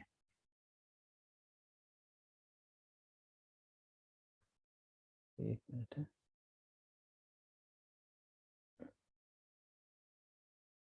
बस कुछ ही भक्त हैं जो कि अनीता माता जी, राधिका माता जी और ये है ना। चलो अच्छा, मैं उमेश प्रभु से अभी पूछते हैं। उमेश प्रभु, सबसे मस्त कौन है? हरे कृष्णा, दंडवत प्रणाम प्रभु जी। प्रभु जी, जो जिसको गुरु जितना बता दे उतना वो कर देता है, और बस वही है, और मतलब बाकी गुरु को छोड़ देता है, जो बताया बस कर दिया, बाकी अपना कुछ नहीं। ठीक है, आप तो पूरा आध्यात्मिक लेवल पे ले गए इसको। मैं तो थोड़ा सा सामान्य वाला पूछ रहा था। पूर्ण, जैसे मान लो जीव आप बहुत सारे देखते हैं ना, जीव बहुत सारे हैं और मनुष्य भी सब देखते हैं। तो लड़के हैं, लड़कियां हैं और पति पत्नी, ऐसे बहुत सारे लोग हैं। तो सबसे खुश कौन है? आशा आर्य माता जी। हरे कृष्णा प्रभु जी, It's a drunkard person, Prabhuji. Drunkard person. He'll be always very happy. वो इतना खुश रहता है कि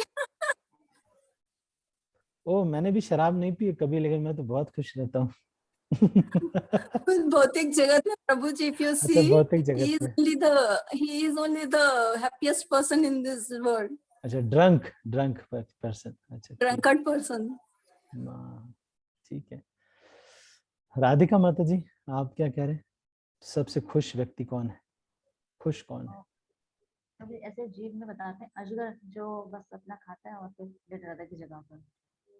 अच्छा, अजगर है। जब जरूरत होगी खा लिया, उसके बाद चिंता नहीं है, फिर कुछ ना कुछ आता है ऐसे आता है। अच्छा। अच्छा, माता जी कह रहे हैं कि भाई अजगर जो है वो सबसे खुश है। देखो, काम कुछ करना नहीं पड़ता, एक जगह लेटा रहता है।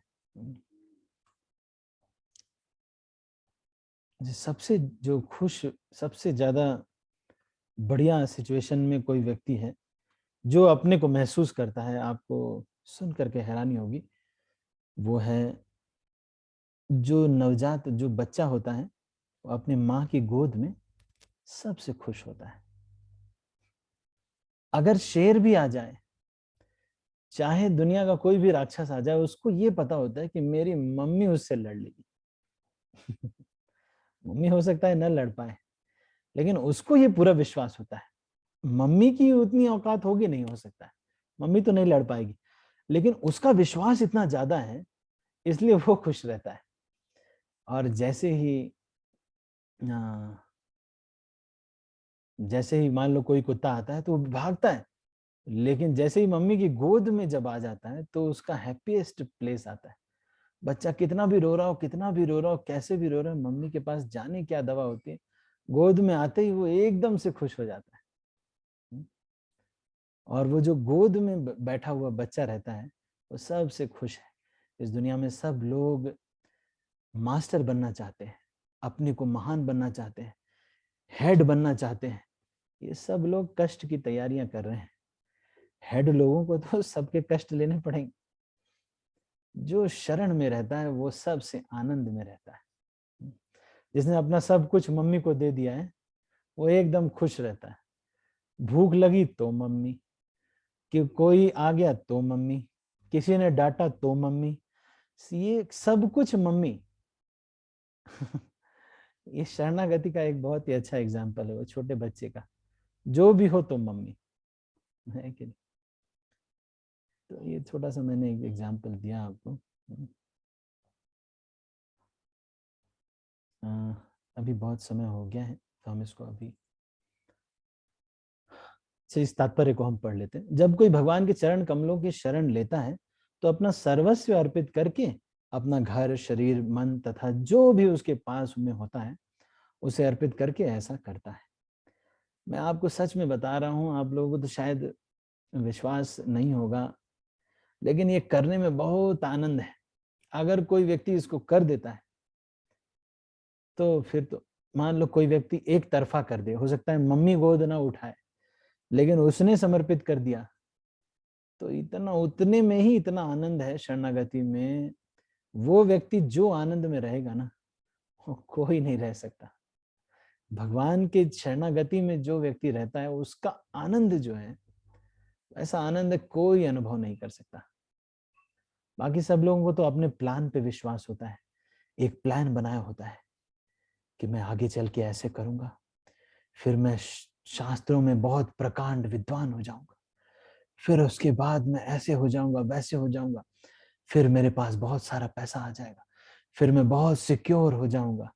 और आपको बाद में पता चलेगा कि वो जो सिचुएशन थी वो भी सिक्योर नहीं करती, वो सिक्योर करती ही नहीं, वो तो और कष्ट देने वाली स्थिति आ जाती।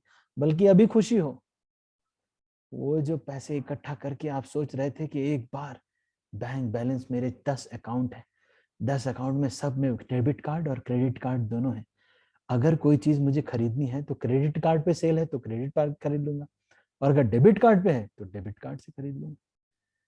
ये जो प्लान आप बनाते हैं इसमें भी माया देवी बुद्धिमान है। माया देवी ऐसे बैठ करके घूर करके देखती है। जब हम प्लान बनाते हैं ना, तो माया देवी ऐसे देखती है, अच्छा अच्छा, बड़ा अच्छा प्लान बना, ओके ओके, ओहो, अच्छा अच्छा, वेरी नाइस वेरी नाइस। और उसके अंदर कैसे कष्ट डालना है माया देवी को आता है, इसीलिए केवल शरणागत वैष्णव ही प्रसन्न रह सकता है, और कोई प्रसन्न नहीं रहता, क्योंकि और सबको अपने प्लान पे विश्वास होता है, अपने टेंशन होती है, कुछ करना है उनको। लेकिन अगर कोई भगवान पे पूर्ण समर्पित होता है, जो हो तुम देखो राम जी का काम अपना प्रयास जो भी है कर दिया, बाकी आप, मैं आपको बता रहा हूँ, beauty lies in this surrender. तो इस तात्पर्य को पढ़ते हैं, यदि इस शरणागति में कोई व्यवधान पड़े तो तुरंत ही अनासक्त होकर उसका परित्याग कर देना चाहिए। कोई चीज ऐसी है जो कि शरणागति में बाधा पहुंचा रही है ना, नहीं, बस उसको अनासक्त हो जाओ और छोड़ दो, जान दो। जो, या फिर उनसे पूछ लो, जैसे मान लो एक प्रभु जी हैं जिनके आप शरणागत हैं, वो एक दिन आपसे कहते हैं कि ऐसा करो, अपने घर का फर्नीचर हमें दे दो सारा मंदिर में यूज होगा, अभी अकाउंट्स ऑफिस में फर्नीचर की जरूरत है। ऐसा हुआ वास्तव में। एक बार एक मंदिर के अध्यक्ष थे, उन्होंने एक प्रभु जी के घर पे गए और उन्होंने देखा, उन्होंने कहा प्रभु जी ये तो बहुत अच्छी अलमारी है उसके बाद वो भक्त ने, बस वो प्रभु जी ने कहा ही था कि ये तो बड़ी अच्छी अलमारी है, वो प्रभु जी ने वो ट्रॉली से वो अलमारी को पहुंचवा दिया घर मंदिर में इतना शरणागत, इतना वो है।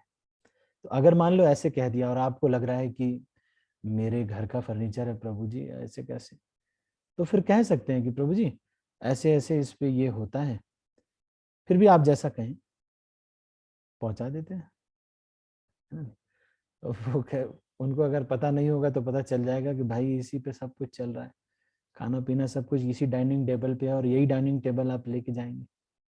ऐसे तो आजकल ऐसे कोई पूछता नहीं है, लेकिन मैं इस बात को कह रहा हूँ कि उन्हीं से पूछना चाहिए, दे देना चाहिए, उन्हीं को बोल देना, अच्छा प्रभु जी ये तो है ऐसे ऐसे, हम तो महाराज हम क्या करें फिर, मतलब ऐसे मैनेज कर लेंगे वैसे वैसे। तो भी अगर वो बोलते अरे नहीं नहीं, अरे रखो रखो रखो, तो फिर समझ रहे हैं आप। नहीं तो अगर आप बोलेंगे कि अरे ऐसे कैसे दे दें, कुछ डिमांड करने का कोई रूल होना चाहिए कि नहीं, तुम लोग ऐसे कर, ये सब बोलेंगे आप तो फिर थोड़ा वो हो जाएगा। तो मतलब उनको बताने का तरीका थोड़ा अपराध हो जाए, गुरु अगर है तो। एनी हाउ, यदि शरणागति में कोई व्यवधान पड़े तो तुरंत ही, ये बहुत हाई लेवल का मैं बता रहा हूँ, इतना आसान नहीं होता है। हमारे लेवल पे तो बस यही है कि जो बोलें बस उतना करते रहें, बस यही बहुत हमारे लेवल पे।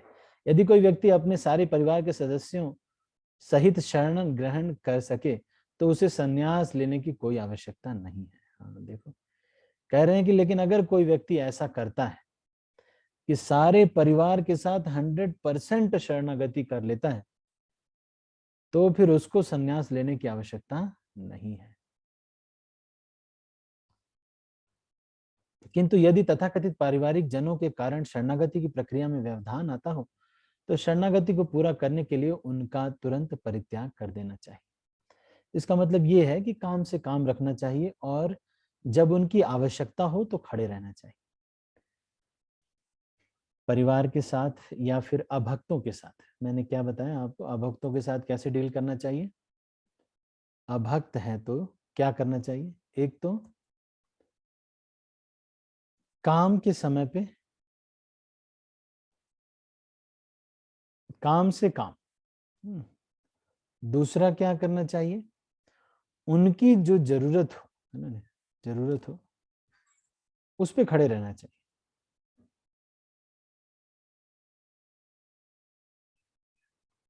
और तीसरा ये है कि बाकी उनकी जो जो भी अच्छा लगे वो चीज आप उनको, जैसे मान लो कोई माता जी हैं, उनके परिवार वाले भक्त नहीं है, तो क्या करना चाहिए, जब उनको पता है कि अपना भजन ऐसे समय पे कर लो जिस समय पे फिर लोग डिस्टर्ब ना करें, और कम से कम अपना जो काम है, जो भी उनका जो काम है वो कर दो, और उनकी जो जरूरत है उसको याद रखो और उसको प्रोवाइड कर दो।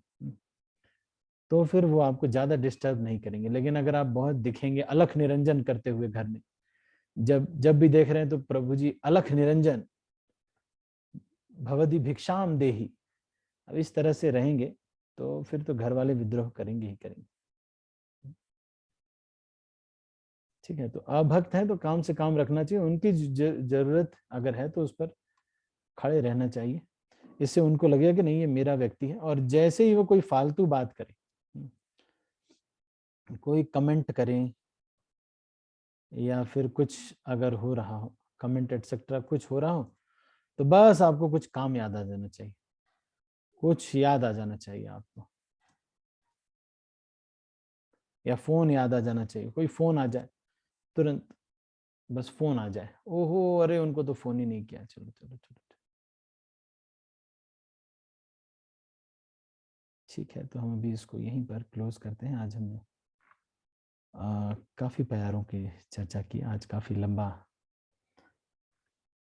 किया, तो 53 प्यार तक हमने आज चर्चा कर लिया। इस स्पीड से अगर हम चले 1.5 घंटे, तो फिर तो हम बहुत जल्दी श्री चैतन्य चरितामृत और बाकी जो भी ग्रंथ है, चैतन्य भागवत, बृहद भागवतामृत इत्यादि सभी ग्रंथ को हम पढ़ डालेंगे। ठीक है, अभी मैं कुछ प्रश्न पूछूंगा, आप इसका उत्तर देने का प्रयास कीजिएगा। ठीक है, अभी कौन बनेगा करोड़पति, ये वाला राउंड शुरू होता है। करोड़पति मतलब कृपा वाले करोड़पति। ठीक है, मैं प्रश्न पूछता हूं। रामानंद राय कितने भाई थे और ये इनके नाम क्या है, और इनका पूरे जो परिवार है ये किसके अवतार है?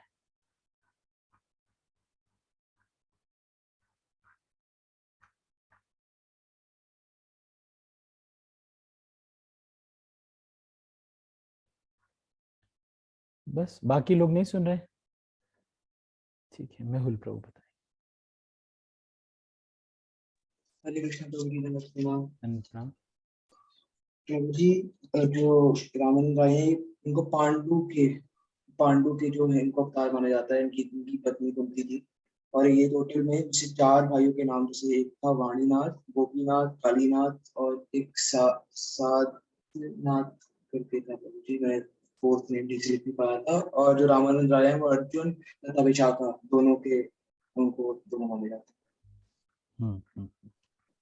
तो सॉरी को कुछ त्रुटि होती, क्षमा कीजिए। अच्छा, कौन इसको और अच्छे से बता सकता है इसको? और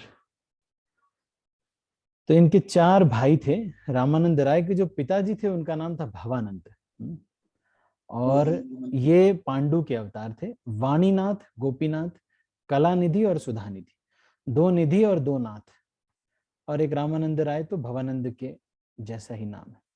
तो ये दोनों आप याद रख सकते हैं, वाणीनाथ, गोपीनाथ, कलानिधि, सुधानिधि। ये 5 भाई हैं रामानंद राय के साथ, वाणीनाथ, गोपीनाथ, कलानिधि, सुधानिधि, और इनके पिताजी हैं भवानंद। ठीक है, तो अगला प्रश्न हम पूछते हैं। जब राजा का सिंहासन रिक्त होता था तो कौन उसके ऊपर राजा का प्रतिनिधित्व करता था, उसका क्या नाम होता था? उड़ीसा में ये सिस्टम था। कौन उसके ऊपर प्रतिनिधित्व करता था? आप देख रहे हो, आप जो लोग लिखते नहीं हैं, या जो लोग नोट्स नहीं बनाते, या फिर जो लोग मार्क नहीं करते, उनको कितनी समस्या होती है, वो बता नहीं पाएंगे जल्दी, जबकि हमने पढ़ा है ये सब। तो 1 मिनट में सबके हाथ फिर से नीचे कर रहा हूं। कौन बता सकते हैं? ठीक है, मेहुल प्रभु बताएंगे।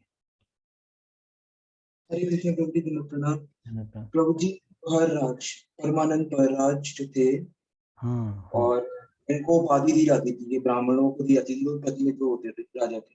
हाँ, प्रहर राज बोला जाता था। प्रहर राज बोला जाता। ठीक है, आप लोग हाथ नीचे कर लीजिए। ओके, अगला प्रश्न मैं पूछता हूं।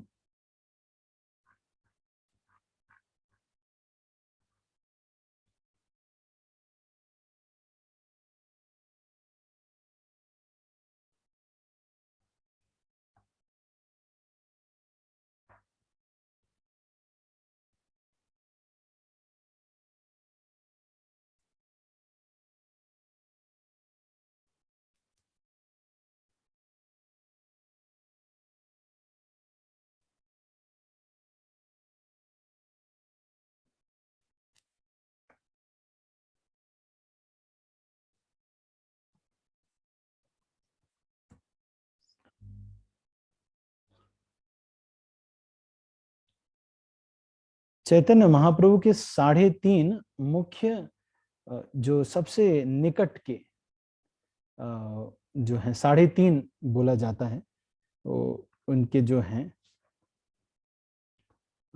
पार्षद है 3.5, है ना? नहीं,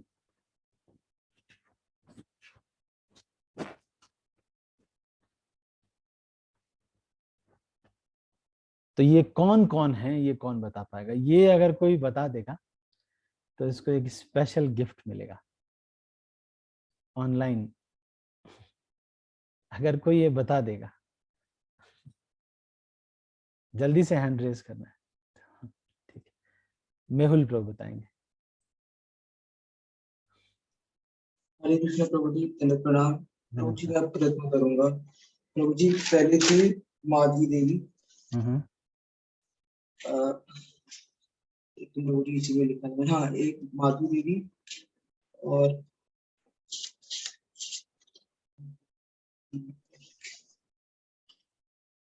लिखा था प्रभु जी, एक मिनट, वो काफी कुछ लिखा था, एक मिनट, ये काफी कुछ लिखा है ना, वो मिक्सअप हो गया उनका सा।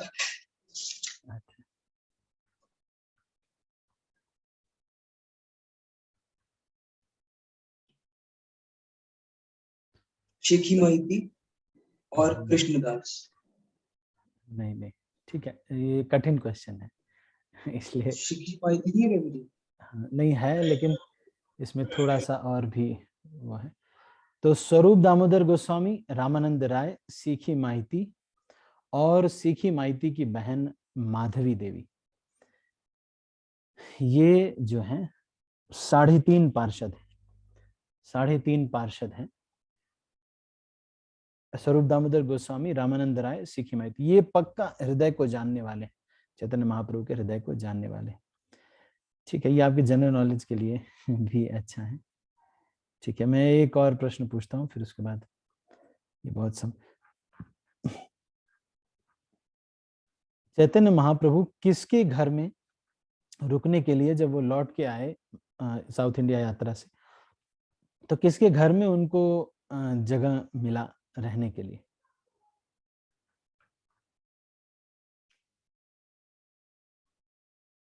चलो देखते हैं कौन बताएगा। किसके घर में चैतन्य महाप्रभु को रुकने का जगह स्थान मिला? बहुत ध्यान से पढ़ने की आवश्यकता है, सभी भक्तों को स्क्रीन पे देख करके ध्यान से पढ़ने की आवश्यकता है। ये तो आपको ध्यान नहीं रहेगा, ये तो बताएंगे, उमेश प्रभु बताएंगे। हरे कृष्ण, दंडवत प्रणाम प्रभु जी। काशी मिश्र के घर पे। काशी मिश्र के घर पे, हाँ काशी मिश्र के घर पे, ठीक है। अच्छा, स्नान यात्रा उत्सव के बाद रथ यात्रा के बीच में जो समय होता है उसको क्या कहा जाता है, कोई बताएगा? स्नान यात्रा के बाद और जगन्नाथ जी की स्नान के बाद, आज ही ये सब डिस्कस हुआ है आज की क्लास में।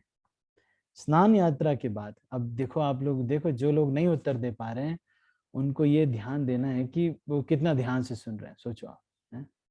आप लोगों को कितना ध्यान देने की जरूरत है। आशा आर्या माता जी। हरे कृष्ण प्रभु जी, अनवसर। हाँ, अन्नवसर, है ना, अन्नवसर कहा जाता है इसको। ठीक है, तो ये 15 दिन का समय होता है जिसमें कि भगवान को बुखार हो जाता है, भगवान को दवाइयां इत्यादि दी जाती है। चलो और मैं पूछता हूँ,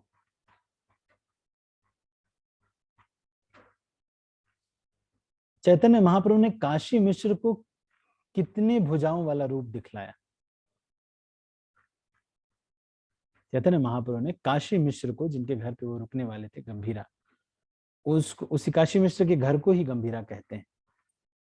आप लोग गए होंगे कुछ भक्त, जगन्नाथपुरी हम कभी चलेंगे तो कितने हाथ वाला रूप दिखाए? आशा आर्या माता जी। हरे कृष्ण प्रभु, चतुर्भुज। अरे बोल, ये तो बहुत ही आसान था, बाकी लोग तो हाथ उठाना चाहिए था। चलो ठीक है, आशा आर्या माता जी ध्यान से सुनते।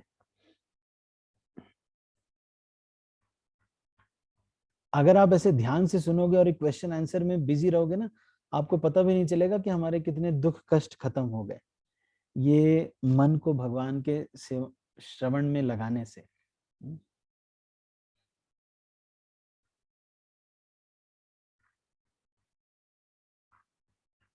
अच्छा, प्रभुपाद का मतलब क्या होता है, कौन बताएगा? प्रभुपाद का मतलब?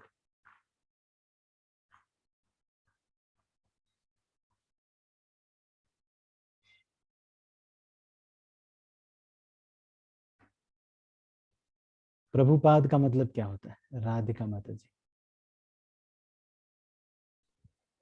हरे कृष्णा प्रभु जी।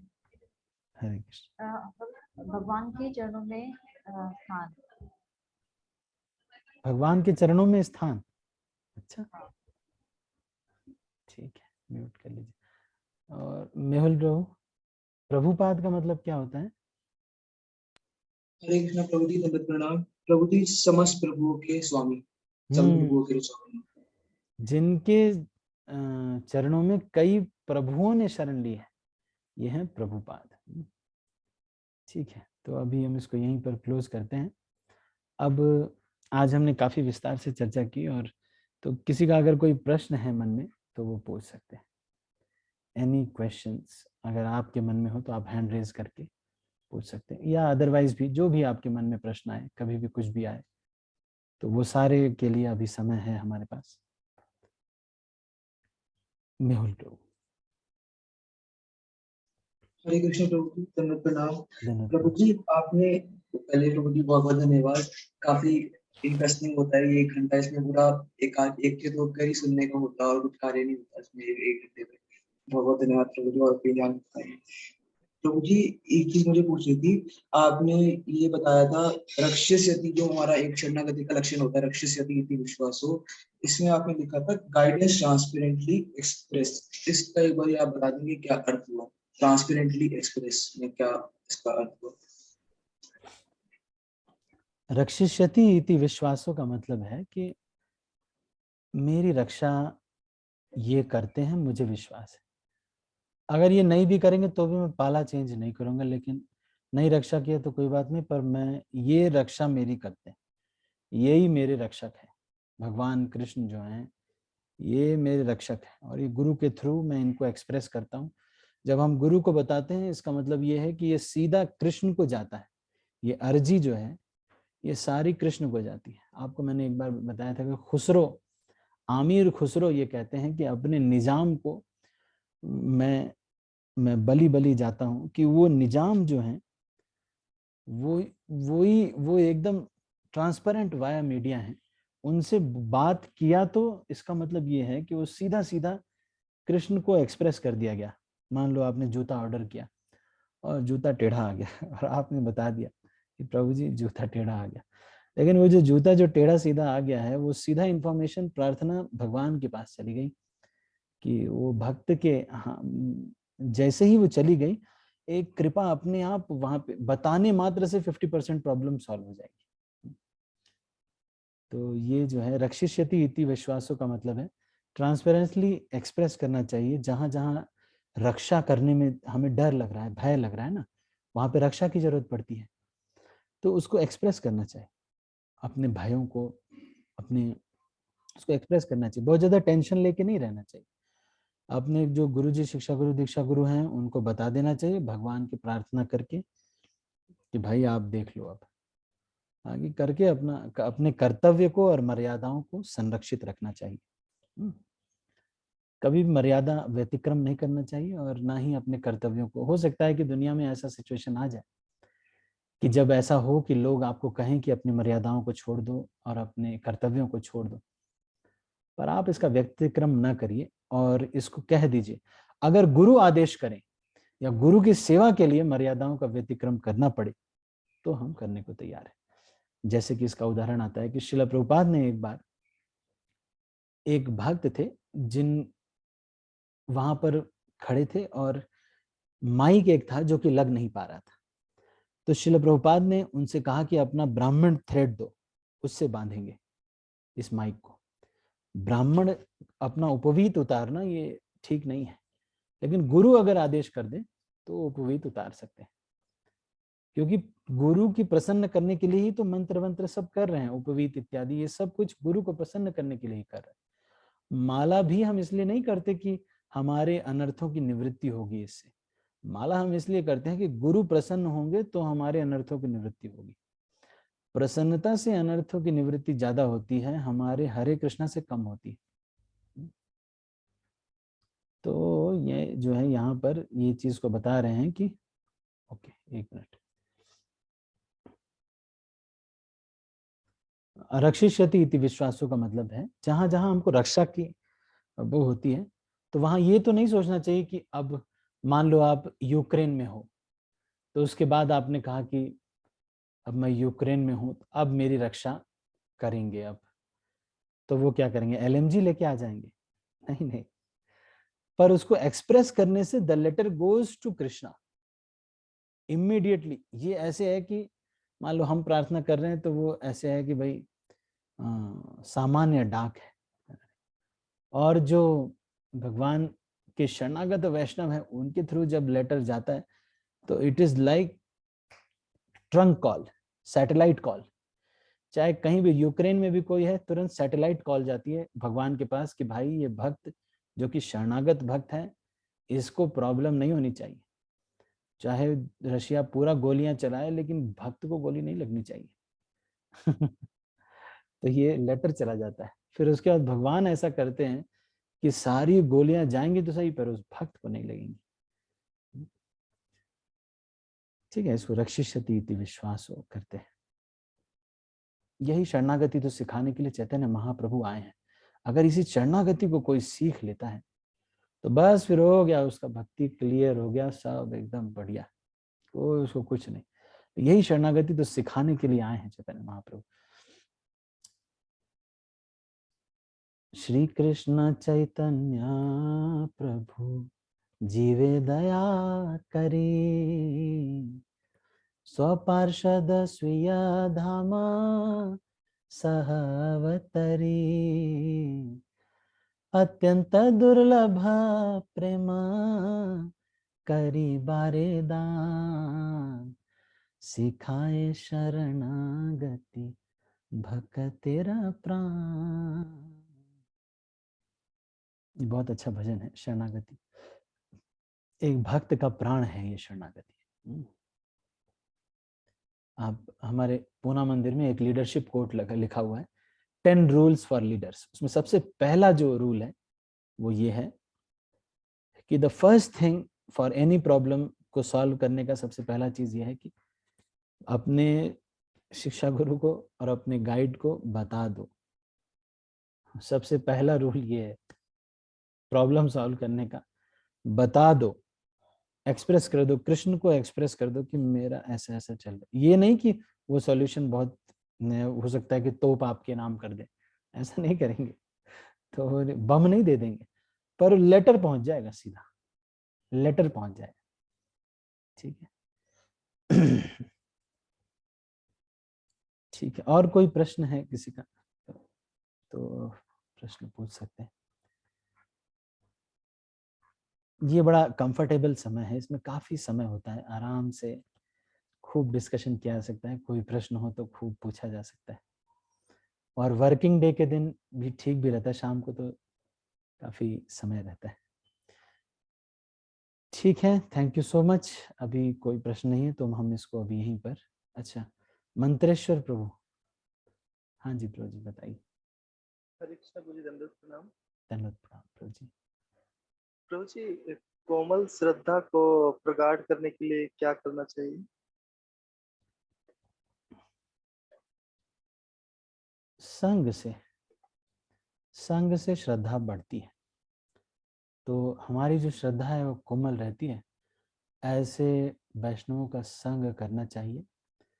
संग करने का मतलब क्या है? सेवा करना। आप मेरा स्क्रीन पे ध्यान से देखिएगा। हाउ टू कन्वर्ट कोमल श्रद्धा टू, हो सकता है कि ये उत्तर आपको बार बार मिला हो पहले भी, लेकिन फिर भी जब आप ये प्रश्न पूछते हैं तो ये आपको जीवन भर याद रहेगा, और इस चीज को अप्लाई करने में आपको बहुत मदद मिलेगी। कोमल श्रद्धा को दृढ़ श्रद्धा में बदलने का तरीका क्या है? सर्विस। वैष्णवों को सेवा करने से, या जिनके पास ऐसी श्रद्धा हो, श्रद्धालु की सेवा करने से हमारे अंदर श्रद्धा फिर से संचार हो जाता है। तो इसके कुछ तरीके मैं आपको बताता हूँ। ये क्वेश्चन बहुत इंपॉर्टेंट है, भले चाहे जल्दी से पूछ लिया गया है, लेकिन क्वेश्चन तो बहुत इंपॉर्टेंट है। कई लोग ऐसे हैं जिनकी श्रद्धा बहुत कोमल है, उनको लगता है प्रभु जी मेरा कैसे बढ़ेगा मेरा श्रद्धा। तो वैष्णवों की सेवा का मतलब है कोई शुद्ध वैष्णव की सेवा करना। लेकिन सेवा में क्या क्या चीजें बहुत इंपॉर्टेंट होती हैं? एक तो अटेंशन बहुत इंपॉर्टेंट है, लव,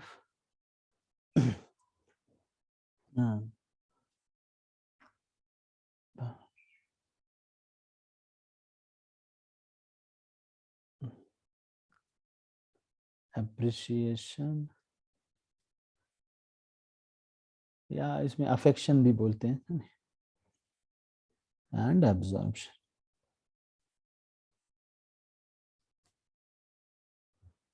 तो सेवा को जब करते हैं तो पूरे एब्जॉर्प्शन से जब हम करते हैं, जैसे मान लो बुक रीडिंग कर रहे हैं, तो book reading is a service to Srila Prabhupada. उनके तात्पर्यों को हम पढ़ रहे हैं या किसी उनसे सुन रहे हैं, इसका मतलब तो उसको बहुत अटेंशन से सुनना चाहिए, बहुत एब्जॉर्प्शन से सुनना चाहिए, प्रेम से सुनना चाहिए कि मुझसे बात हो रही है। तो इस तरह से बुक रीडिंग करने से कोई भी कार्य जो है, एक हर कृष्ण भावनामृत में हर एक चीज सेवा है, तो उस सेवा से कोमल श्रद्धा जो है दृढ़ श्रद्धा में बदलती है। और वो सेवा कैसी हो सकती है? श्रवण हो सकता है, कीर्तन हो सकता है, स्मरण, किसी भी प्रकार की सेवा है, उसको पूरे अटेंशन, लव, एप्रिसिएशन और एब्जॉर्प्शन से करने से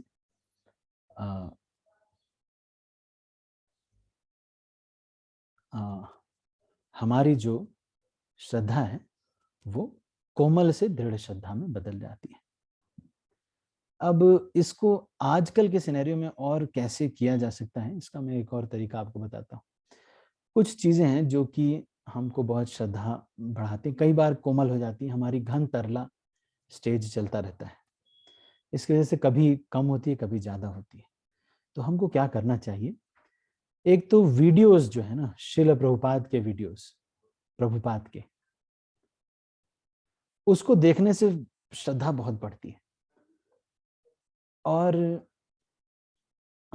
कुछ ऐसे जो प्रभुपाद जी के जो डिसाइपल्स हैं, या फिर कुछ ऐसे लोग होंगे जिनको कि आप बहुत अप्रिशिएट करते होंगे, उनके जैसे मुझे बद्रीनारायण महाराज बहुत पसंद है, उनके लेक्चर्स मुझे बहुत अच्छे लगते हैं और आई रियली अप्रिशिएट। तो प्रभुपाद के जो शिष्य हैं या फिर ऐसे, उनका संग करने से, जैसे लोकनाथ स्वामी महाराज या फिर महाराज लोगों का संग करने से हम देखते हैं कि अपने फिर से एक श्रद्धा जो है डेवलप हो जाती है। जयप्रकाश स्वामी महाराज और जो भी हमारे जो वरिष्ठ जैसे, तो उनसे जो है, जो अच्छे अभी स्टैंड में हैं, जो भी हैं, तो उनसे और शिला प्रभुपाद का वीडियो देखने से और मॉर्निंग वॉक जो है शिला प्रभुपाद की, उसको सुनने से, मॉर्निंग वॉक के टॉक्स हैं, उसको सुनने से भी हमारी श्रद्धा बहुत बढ़ती है, बहुत ज्यादा जल्दी से, इमीडिएटली, फास्ट तरीके से जो है श्रद्धा बढ़ जाती है। और डोसेज, मतलब ये सब ऐसे हैं कि इनडायरेक्ट डोज ऑफ श्रद्धा है। डायरेक्ट डोज तो ये है कि वो कुछ लॉजिक दें और उससे श्रद्धा बढ़े, जैसे ये क्लास हो रही है या फिर journey of self discovery class होती है, उसमें श्रद्धा बढ़ाने के लिए कुछ चीजें की जाती है। लेकिन ये सब जो चीजें हैं, इन पे कृपा वैसे ही विद्यमान है। जैसे ही कोई व्यक्ति इसको करता है, उनकी श्रद्धा अपने आप विकसित होती ही होती है। वैष्णव भजन जो है,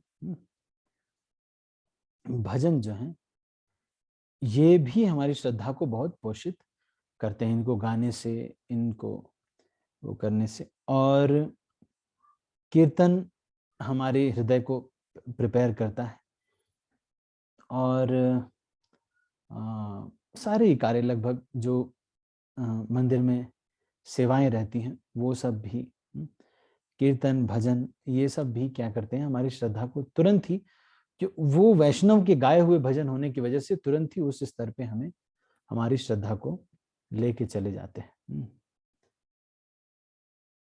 तो ये कुछ तरीके हैं जिससे हमको इमीडिएटली अपनी श्रद्धा को रिप्लेनिश करने का वो मिलता है, तरीका मिलता है। मंत्रेश्वर प्रभु, कुछ प्रैक्टिकल भी बताया मैंने और कुछ चीजें जो है सिद्धांत बताए, है ना? ठीक है, आपको क्लियर हुआ?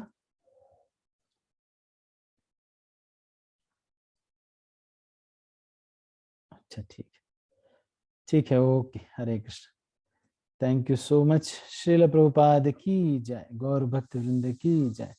मैं सब भक्तों को अभी अनम्यूट कर रहा हूँ, फिर इस मीटिंग को क्लोज कर रहा हूँ। हरे कृष्ण। हरे कृष्णा प्रभु जी, दंडवत प्रणाम। हरे कृष्ण प्रभु जी, दंडवत हरे प्रणाम। हरे कृष्णा प्रभु दंडवत प्रणाम।